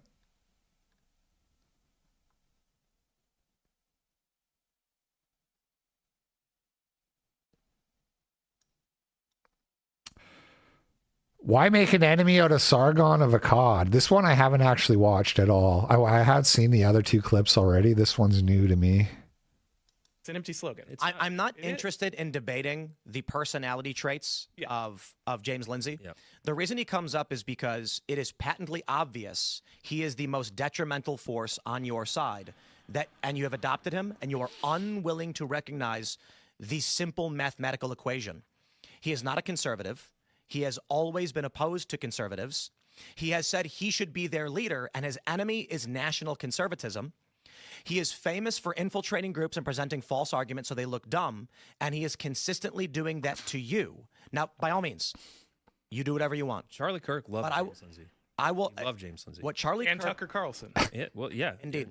And he brought us to Amfest as well because he wanted a big tent movement so that everybody was operating within the umbrella of national conservatism. And 16 is a lot less bad than 15. And again, you could say 15, and I don't think it's inherently wrong or immoral or anything, but times have changed a little bit, and I just don't think it's necessary. And I also think 16 is a lot. Every year below 18, it just gets like exponentially worse. So 16, it's like not even that weird, but once you go down to like 15, it's like, why, dude? Seen that meme of the dam, Charlie Kirk, and then behind the dam is absolute total retardation. That's where we are. That's where we are. His assassination was devastating. My point was not to, you make the point about James. But again, if you said your grandma was 15, I wouldn't be like, oh, that's disgusting. I just don't think there's any real reason to encourage that in this day and age. It's so like, it would be like, you know what I mean? It's like saying that, well, it's just unrealistic. We're so far away from that culturally. It's just unrealistic. His personal beliefs and things like that. My point is there is one side saying there are enemies that seek to destroy us, and we must monitor their actions to see what they do. Mm-hmm. Intention, emotion is meaningless. What matters is we as a people, the actions we take, and where we'll be 1 year from now, should that be the case. And just the final point on this. With your adoption, bringing the enemies into your midst, you will lose. And the bigger picture is, I think what Aaron is pointing out, that in times of war, one must be willing to do side with the Soviets if we're going to stop the Nazis. And what you're saying is cringe. Way to like shoot yourself in the old foot. Oh, is that really the best example you can come up with? Side with the Soviets to stop the Nazis? Biggest mistake in history. That's your good example of doing that? I'm going to actually join an infiltrator, let them run amok and cause damage because because you trust them. Yeah, I do. I'm sorry. I just don't agree with your characterization. Why make Carl Benjamin an enemy? I don't know enough about Carl Benjamin. Carl, why make me an enemy? So Carl Benjamin, he and I got. Why make me an enemy? So Carl Benjamin. Into a little back and forth about it was over the Declaration of Independence, because he said that no nation has ever been propositional, founded on a document or something like that. And I shared a picture of the Declaration, And this kind of argument ensued, kind of similar to what we said, that, you know, is the document defining the people, or do the people make the document? You know, I think it's a little of both. You know, I think that this argument is between kind of classical liberalism, moral realism, and kind of like this more like ancient, almost pagan folk idea on the right.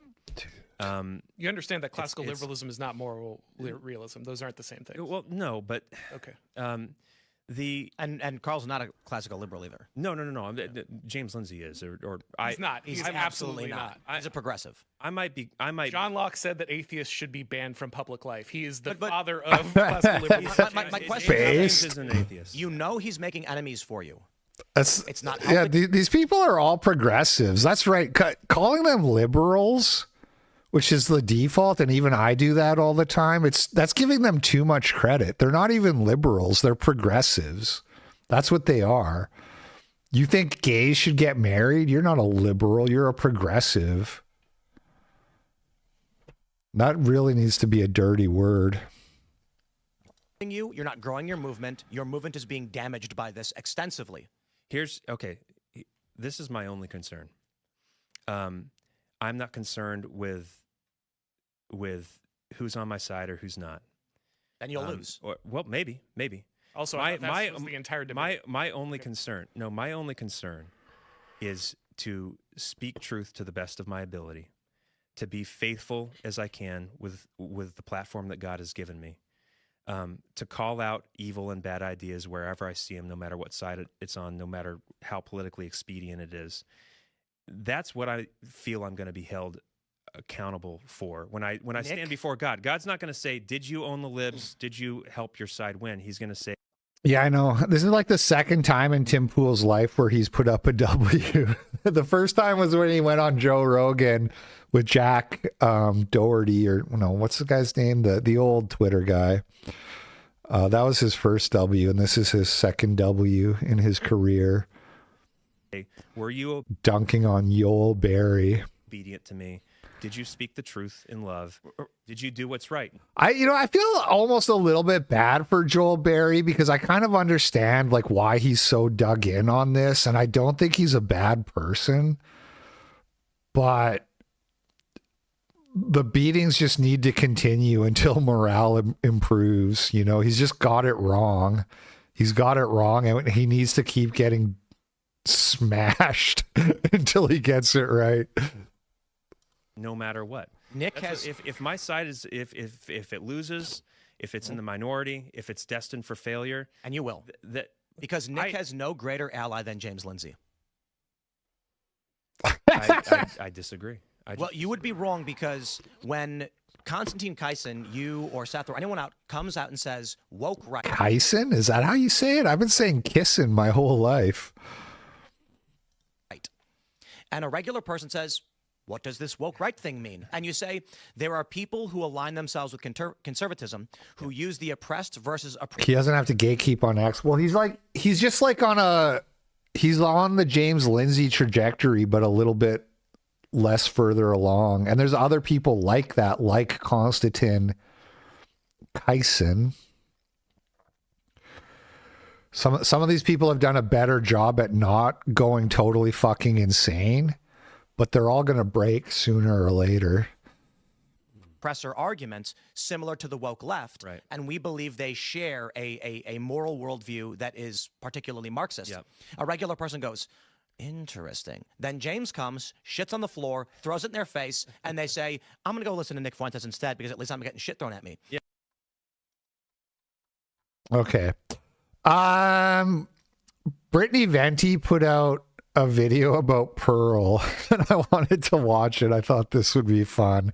Something a little bit more light than our normal fare here, but you know, I kind of have a stick up my ass about Pearl. I don't know how to say it. She just rubs me the wrong way. So seeing her get shat on is it just kind of makes my day.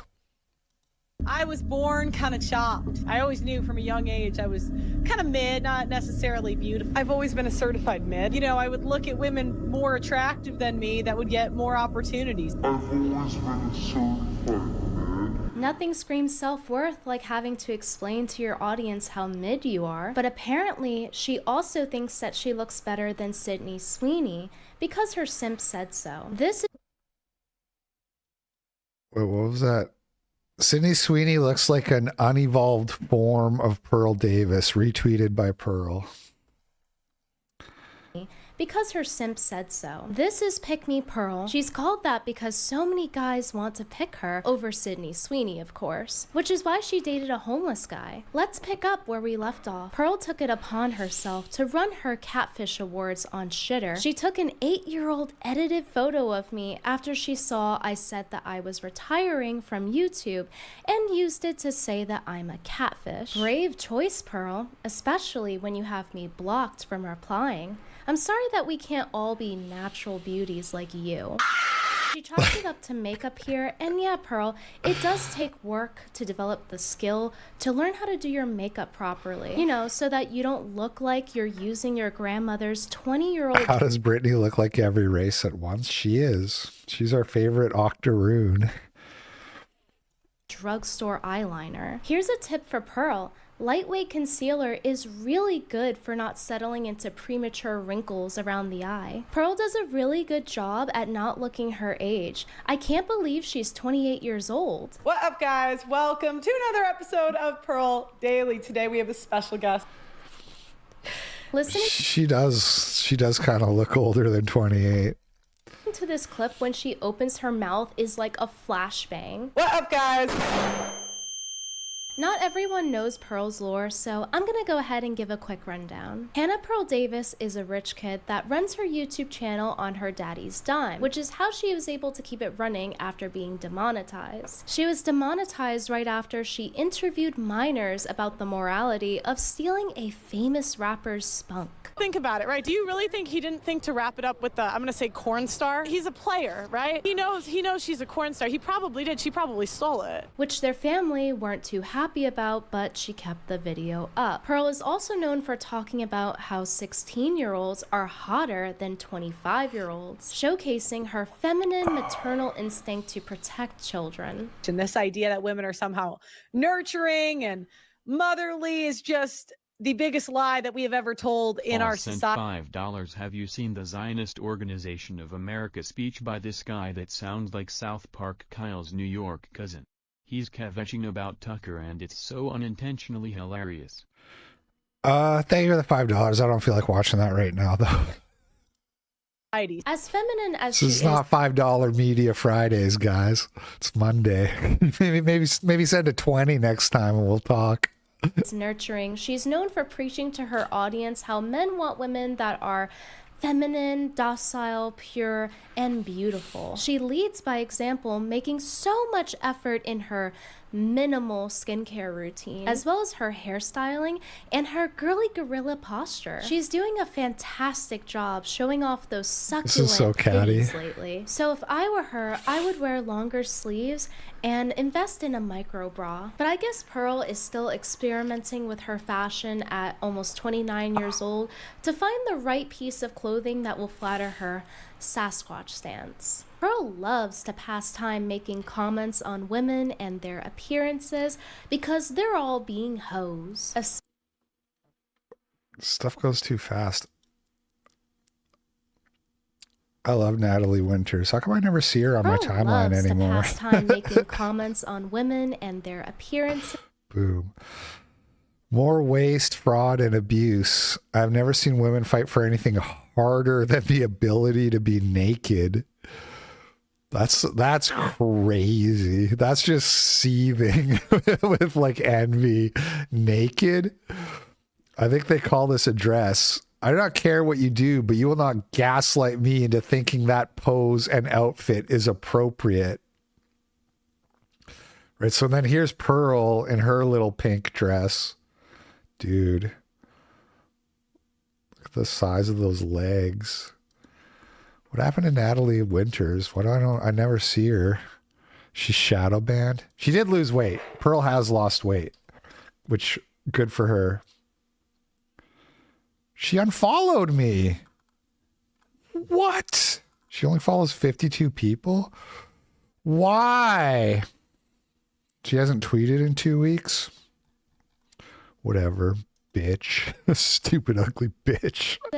Because they're all being hoes, especially if they're wearing a miniskirt. You don't understand. It's different when Pearl does it, because then it's under the guise of, I lost weight. Dude, and it's the same case for makeup I have too. no idea what you're even referencing, but that sounds retarded. She's basically calling women prostitutes for wearing makeup, but it's fine when she does science experiments Natalie Winters is fat, by the way. with her. If I breeded with Pearl, I'll leave that one to Sam Hyde. I like Sam Hyde and Pearl. I don't know why Pearl decided to get with a brown guy, as if that was gonna be okay.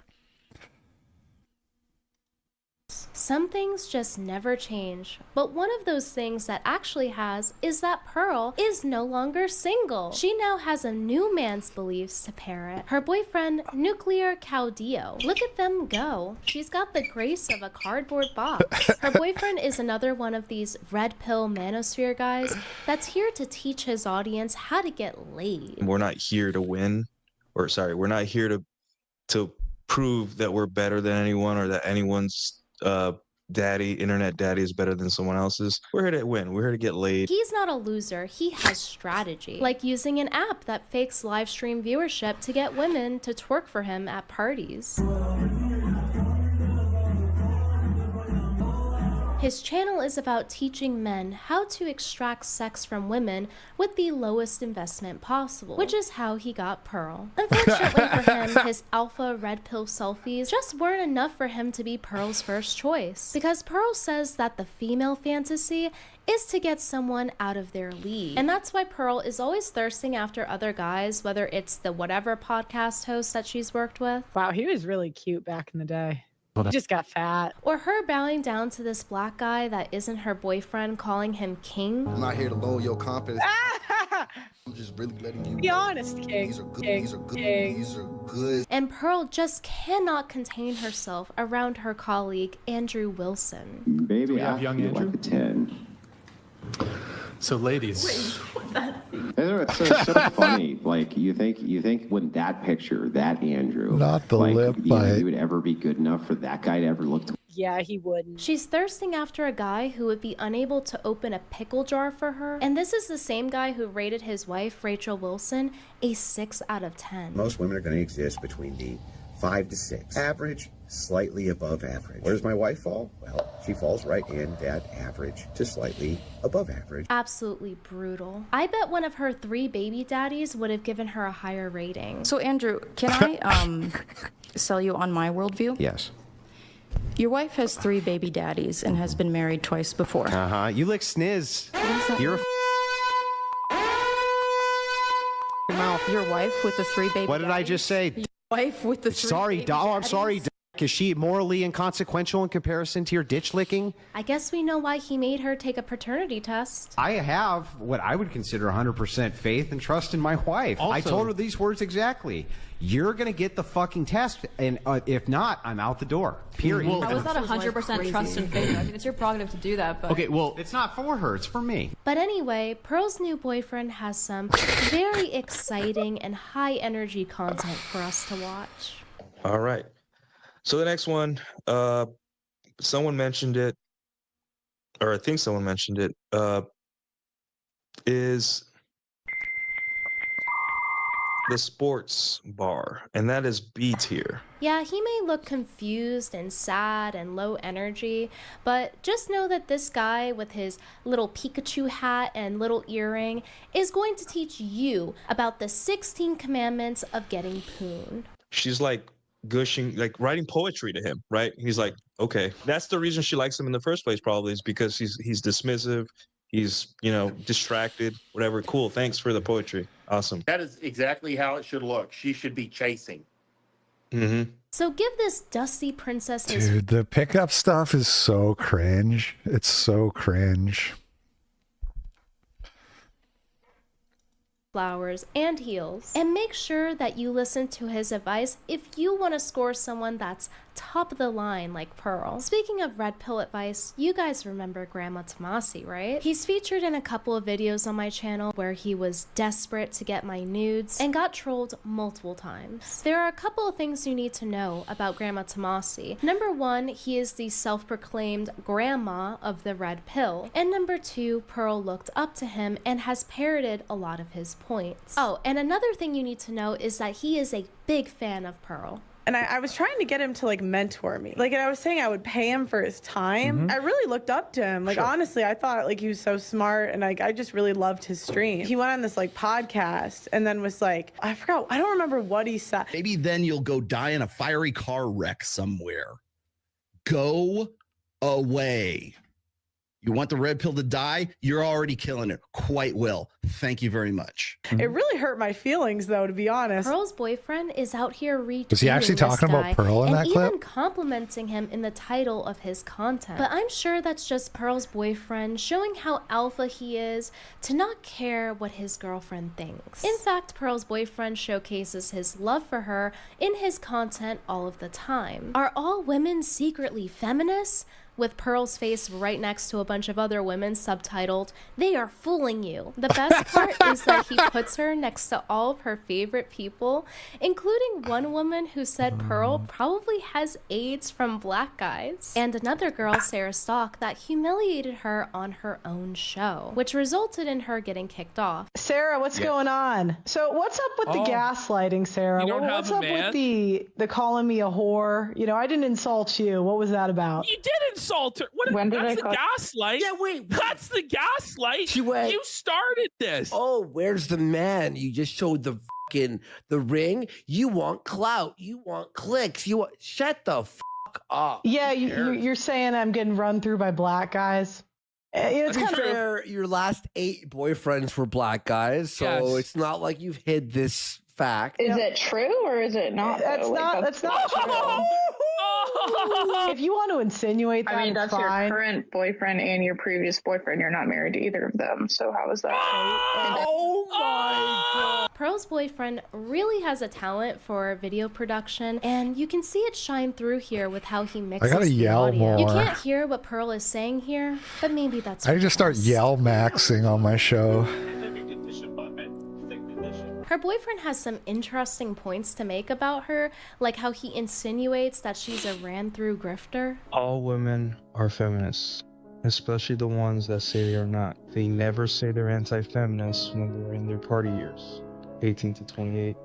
It's always when they want to settle down. In fact, he doubles down and insinuates it again. Just like you must assume that all women are promiscuous, you must understand that all women are feminists. Throwing your girlfriend under the bus, calling her a feminist whore for clout, is just so red pill alpha of him. Honestly, judging by this video, you would think that he hates her, because it's just so strange how it seems like he's just constantly dunking on her. Just go under any social media post where women is selling purity. It does not matter if she's a single mom or slutty cleavage showing brainless No, I need to be TikToker yelling pretending to do constantly. housewife duties for clout. And look how the men gawk and say that she is a real woman and that we need to protect her at all costs. Pathetic. When they say or infer that they are right-wing and racist, they are trying to signal to naive men that they have made good choices with their vagina and that they have standards. Women fucking black men, Latino men, etc.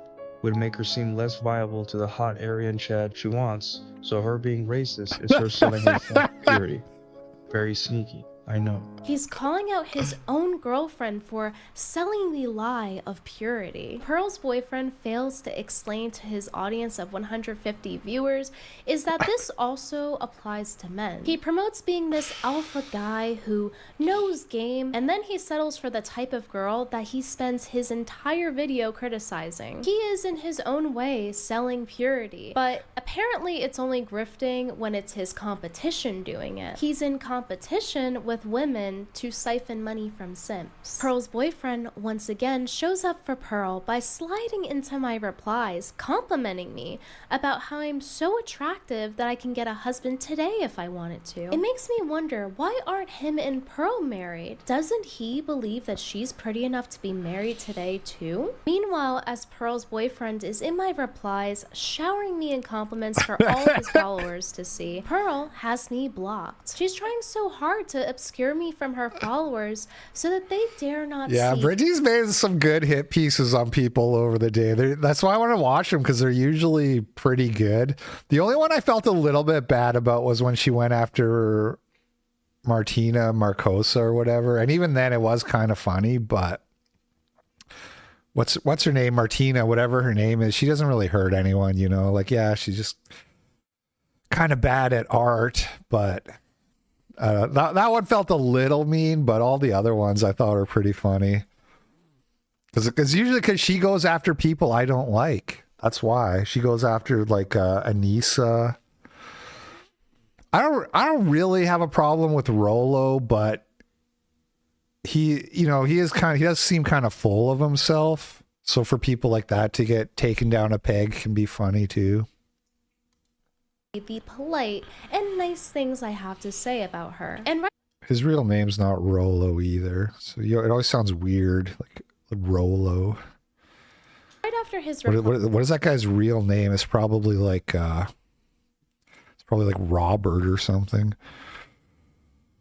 Oh, Lauren did get with Destiny to board his baby. Who knows? Who knows? To me, he opens up a Twitter space talking about how he loves women who say the N-word, something that I'm known for, nigga. There is no ass nice enough on earth where if I found out the girl uses the N-word, that that'd be enough for me to be attracted to her. He's just publicly announcing how he finds someone like me more attractive than Pearl. But don't worry, Pearl, I'm sure he's just doing one of his manipulative tactics where he's colder to his girlfriend than other girls that he's trying to get with. I guess that's also why he's promoting porn all over his shitter. Pearl the Parrot repeats his tweets, falsely claiming that it's This is one of the things I really dislike about these people is they spend so much time defending porn. We literally were watching clip of Pearl debating the other day about why you shouldn't nag men to not watch porn. It's like, you don't have anything better to do with your time than like go to bat for porn over and over and over again. Porn has saved more marriages than it has broken up. Marriages, and she actually ends up getting community noted. Frequent porn use is linked to lower marital satisfaction and higher divorce risk. No way, really? Holy shit. Next you're going to tell me water is wet. With sources proving otherwise. If it did save marriages and is actually a good thing, then tell me why her boyfriend tried to quit. Here he is claiming it's so easy to quit after 2 weeks, and yet he failed to quit himself. So now he has to broadcast to his audience that actually porn addiction isn't real, and that they should totally be enslaved These to fucking it like people, he is. dude. He says, why do you think that women hate that men watch porn? Most people, they're just... I can't remember who it was, like Oscar Wilde or so. He said, like, when you're arguing with somebody, you're not actually arguing with that person, right? Most people are just regurgitating something they heard somewhere else. And so they're really terrible at defending their worldviews because they didn't come up with it themselves. You know, they took a piece here, a piece there. And if you pull at the strings, it all comes apart. So much. It's how they can tell their wife sucks in bed. Clearly, he is announcing that Pearl rocks his world, with him interacting with all these OF girls on X, saying how he'll take money from them, and insinuate that he'll get sugar baby by them for everyone to see. He's in this space with his mouth watering about his ex's juicy booties, you know, when Pearl has none. Listen, like, man, have you cracked a girl with a fat ass lately? I'm sure you have. Whoever was speaking. Pearl, do you think that I wouldn't Chappelle call has it an like ex-wife? fat, not lately. Yeah, well, I'm sure that it's never as nice in real life as it is in the pictures. Like, I go to the gym every day. I see women like this. These are like second tier, third tier women in the gym I go to. Pearl, do you have any more we can rate? How about you guys tell me the greatest asses of all time? Like, if you know, there's like do you have any like nominations for the greatest ass of all time? I do, but they're women of my past, and I don't think you would be. You don't want to see them. Same here. She just sits there in the corner listening to this. You just know that he is pulling his peeper to all of the women that Pearl sees about on a daily basis.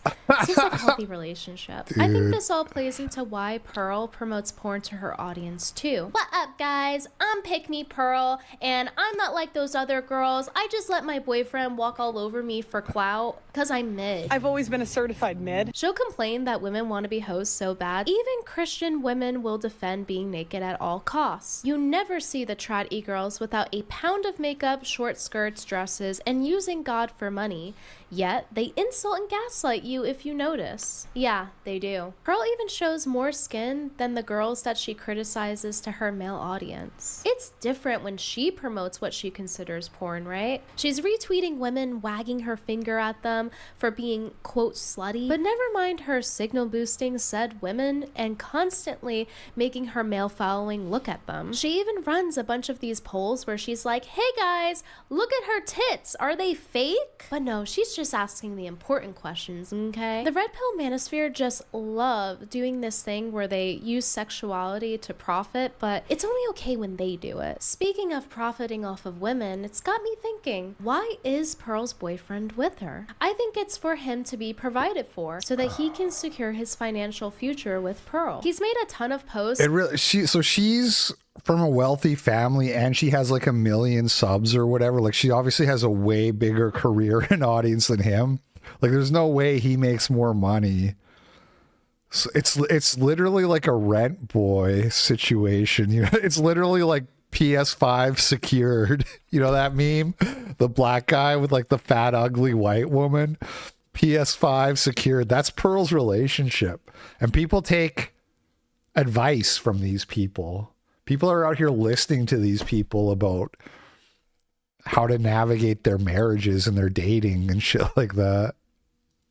About receiving money from women. He says if she has a side dude that spoils her, then that's less money I gotta spend on her. Really showcasing his romantic side here. Lord. Why do I have to pay if I can get everything I need from a woman for free? He's literally bragging about how Pearl is getting nothing out of this. Nothing will save you more money than being attractive. And somehow Pearl was desperate enough to take a man with neither. And how he just relishes in taking money off of women. And it's really interesting because Pearl has commented a lot about how women should just get over a man stepping out on them because he's providing for them, but apparently her boyfriend can just do that for free. I guess Pearl's ad about how if a guy married her, he would get daddy's land worked after all. It's one thing if a woman in a relationship makes more money than the guy. I would say that income disparities are pretty common nowadays, but that's not what this is, and I think Pearl and her boyfriend seem to have a different kind of arrangement, if you know what I mean. He's openly selling his product to men and trying to get clout using Pearl's image, and he's like, yeah, my girlfriend better buy me them video games while I tug my donger to them women she be hating on all day. If you want women to do something, tell them that they can't do it, and they'll try to do it. The hot women in the chat, please don't send me nudes. Thanks. I hate when women buy me video games. I hate it. It's this weird, humiliating sugar baby dynamic as opposed to a loving, respectful relationship. The good news is Pearl just might be able to treat her baby to some video games that he needs. And she can do it with the $500 that she charges her fans to have a call with her on her website. Or maybe $500 simply isn't enough for Nino Caudillo. So mommy... $500 for 30 minutes with Pearl. Pearl also sells a passive income course that resembles Andrew Tate's Hustlers University, because Pearl should be giving advice on how to make a passive income when her YouTube wasn't even breaking even, right? Now I want you guys... Dude, you know that clavicular guy, the Looks Maxer guy? Apparently he sells a course, or he has like a group. It's like a Tate style group for people, and he's making like $500,000 a month or something off of it. It's crazy, dude. I gotta start meth maxing. I gotta get my meth protocol tweaked just right, dude. To guess how much you think that she's charging. How much do you think Pearl's time is worth for these courses? Pause the video and leave a comment below with your guess. You can get rich quick for the low price of $3,000, a steal for scholars. Asking ChatGPT if you put your balls in the condom are the exact magic words I need to hear to immediately reach in my wallet and pay for this course across multiple credit cards. Thank God that Pearl's team clarifies that you can actually go into debt for the course. Pearl and her team genuinely think that their audience are such successful geniuses that they would just pay for anything. Don't call it a scam just yet, because you're also promised lifetime access to all of Pearl's content, like her course on, quote, the art of making people feel comfortable. Yeah, that's what she's known for, being pleasant. My $5 not enough for you, LP? No, it is. I don't know what you're talking about. Would say is women challenging men's authority. Am I supposed to put out now or something? Would argue that you are the same as a blue-haired feminist. Anyways, I will unmute you, but I do want to show that you are also interrupting me. So yeah, Pearl, muting your guests is a very disrespectful thing to do. Okay, and I'm going to do it again. I don't know how much she's muting me. So if she's just going to keep muting me, I don't know there's a point of being able to have a discussion. Problem is, here's the challenge, actually. Can you hear me? Am I muted? Oh, do I need $500,000 per month? Yes, actually. Can you hear me? Yeah, That's I don't even all, know when though. you're muting me or not. I'm not going to be able to have a... That's exactly how much. I don't need any more than that. What's that? 6 million a year? If I had 6 million a year, I would be content. I'm not greedy. Conversation with you. I don't think you're acting in good faith right now. I'm going to have to end this stream with you if you're going to continue to mute me. Yeah, you can't stop me. Look, it's either submit to the rules of the show or don't. I think we're going to have to close out then, because you need to let your audience... Venti is a feminist. Honestly, calling people feminists as an insult in 2015 is kind of cringe. Especially when it gets thrown around at just every woman. Like, it's just kind of meaningless. If we agree all women are feminists, then like can we stop saying that like it means something? But I don't think Venti. Steve sent $3 LP. If you could get your mother-in-law to listen to Stone Choir, what episode would you start her on? So I would want anybody who's listening to Stone Choir to start on episode 1 and go from there.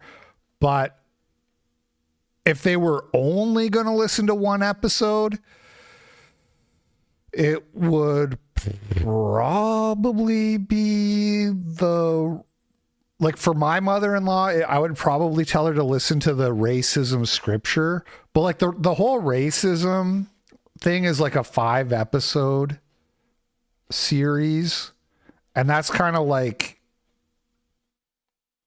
I think, one of the most important things they've done. But that's 5 episodes. But if I can count it as one, I'd be like, watch that. If you're only going to watch 5 episodes, watch the racism series. There are a few other really good ones, but that's kind of like the most important thing. But if it was only going to be 1 episode, I would tell her to listen to the racism scripture one. It depends on the person, though. I would pick that for her because she's very faithful Christian.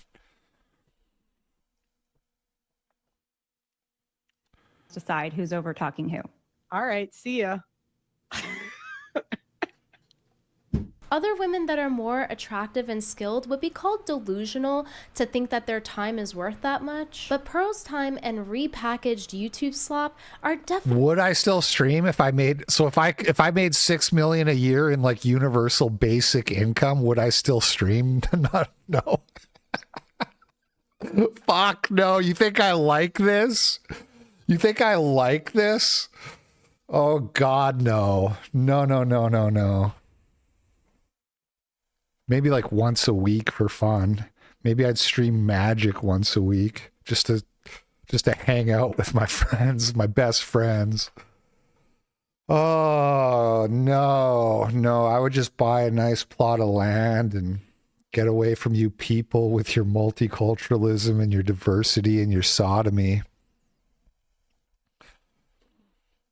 Definitely worth $3,000. I'd still tweet.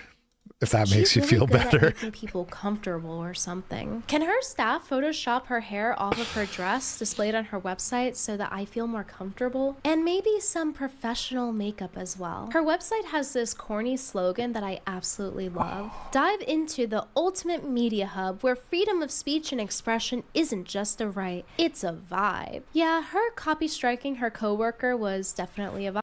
Somebody's going to clip that at some point and put it in a hit piece and be like, see, he just does it for the money. Guilty, I guess. Only been doing it for 10 years. It's not until we stopped working together and I'd done my video that she wanted to strike the video. Just free speech things. Her website features 6 different segments of herself full of old filler content that she just repackages to sell back to her audience again. Apparently, Pearl's paywall website doesn't even work. Might buy you a hat. No, I'm the only one who gets 6 million in this fantasy. You guys still all have to work. According to her fans, they're just haters. And if you need a testimony on Pearl charging $3,000 for her advice, her boyfriend has been making videos since they've been dating. And he has a whopping 2,000 subs on YouTube. I would say Pearl is returning to her roots on her money-sinking projects and taking in homeless guys. You know, buying them video games with the money she siphons from her simps. But apparently, according to Pearl, he's not black, he's Dominican. Hey, papi, I'm no black. I ain't no black. I know black. Impossible. I know black. I ain't Dominican. Be looking just like me. Be having the same hair. I be touching it like, it's not the same. It's not the same. It's not the same. They try to salsa that shit off. I'm like, no, you're black. No. I ain't no black. Dominica. Here Pearl is salsaing away her boyfriend's African features as if she hasn't dated plenty of black guys in the past. I think that she's distancing herself from black men as a business decision to cater to her audience. A girl, even if she got pregnant with an Albanian outside of marriage, it would be like, yeah, you're not, that's one of ours. Like, you don't kill that and nobody's really going to encourage it. But if she got pregnant, let's say, with a Dominican's baby... Laughing a little too hard there, Pearl. Did you say that too, Pearl? Oh my Lord. She's out here making multiple videos talking about her black fatigue. Meanwhile, her I love Leonardo. I don't care what anybody says. Unless she ever unfollows me on Twitter, then she's fat.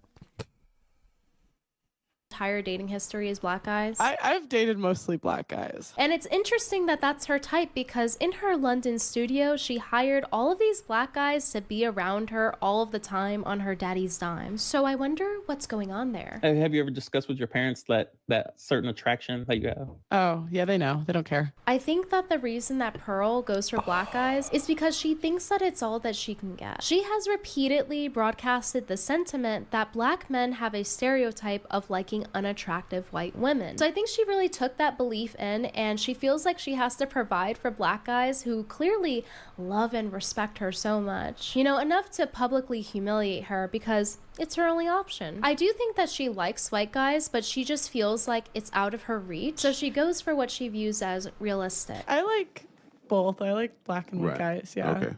What was your experience dating between the two? Dating between white and black? Well, I've only dated black guys. She's out here publicizing about how she's losing all of this weight and reposting her totally not black boyfriend's posts saying how women need to get skinny in order to get white guys. When you're tired of dating black and Dominican men and want to date white men. Retweeted by Pearl Davis. November 3rd. Dude. Pearl's been a heavier woman all these years, so I think that contributes to her feeling that white guys are out of her reach. I always knew from a young age I was kind of mid, not necessarily beautiful. And I don't mean this to insult me, but, you know, I would look at women more attractive than me that would get more opportunities. I was also kind of fat. But number 4 is that you always find that you are waiting for your friend to get done being rizzed on. I think you're gorgeous. Yeah. Yeah. You can see the pain in her face when he's talking about this. You know this definitely happened to her. So it begs the question, why doesn't Pearl just break up with her boyfriend? Well, it's not going to be pretty if she does, because Pearl is trapped by her audience. They're going to tell her she's going to die alone as thanks for her catering to them. Or perhaps they'll say, you'd be married if you wanted to be. So now she's stuck. I mean, her audience needs to be way more racist if they think that her breaking up with him would be a bad thing. I think that would be the best thing she could do. I mean, that's day one. If Pearl asked me for advice, for life advice, hey LP, what would you say? Step one, dump the black guy, dump the N-word. Step one, okay? That is the first thing you're doing to make your life better. Having to market her videos, No more blacks, Pearl. herself as a certified mid. Maybe if she actually believed in redemption, she would be able to leave this cult that she's a part of. Despite her Christian upbringing, she often speaks badly about the church and gives women zero grace, repeatedly condemning them even if they try to return to their faith and make their life right. Just Pick Me Things has made her comfy red bed, and now she has to lie in it until the next black guy comes along, because her boyfriend is already tweeting about how all women are replaceable. Jeez, that was like 5 days ago. Does have one other option actually. She can see if JFB's affair is still on the table to be a trad wife in Quebec. For those of you that aren't aware, his mentally disabled baby mama / girlfriend or whatever that he dropped off in the woods is still missing to this day, so he's looking to replace her quick. The world definitely needs another hypocrite siphoning money from their simps and stoking the flames of the gender war. This video was quite the project, so show it some love. If I made you comfortable, you can go ahead and support my content in the links below. Do you guys think that they take turns sitting in the cuck chair, or do they sit in it? What else? Oh, the trailer for the Daily Wire Pendragon released, and I watched like the first, it's a 3-minute trailer. I watched like 1 minute, and it looks pretty good.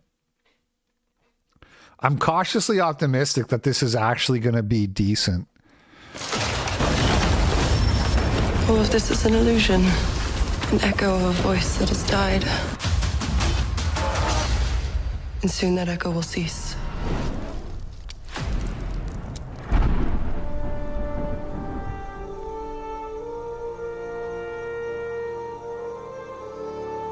They say that Merlin is mad. They say he was a king in David, the son of a princess of lost Atlantis. They say the future and the past are known to him. I mean, the fact that I'm just seeing white people everywhere, that's already like one thing I was worried about.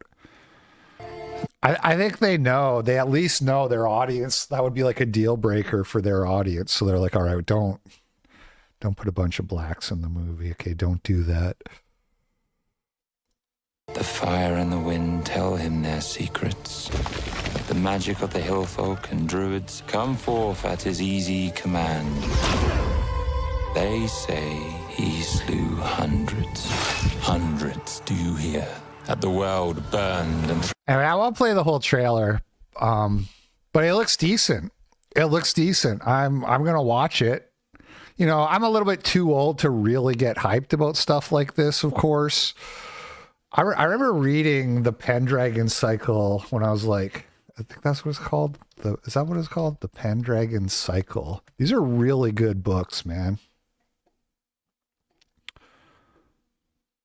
Right, so this is actually based off of those books. Yeah, I think that's part of the reason why I was kind of like hyped about this. I read... I think I read Merlin, Arthur, and Pendragon. I only remember reading like 3 of these. They're really good books for like a young teen. And this is like, I look at this kind of thing, and this is like I'm too old to really care. My son's too young, but if my son was like 12, you know, like that'd be like the perfect age, perfect thing, perfect movie for a 12-year-old white kid to get like excited about. So hopefully it's good. That is the show for today, you guys. Thank you for watching. And I'm doing a gaming stream tonight at 7, and then I'll be back tomorrow with another show. Catch you all on the flip side. Peace out.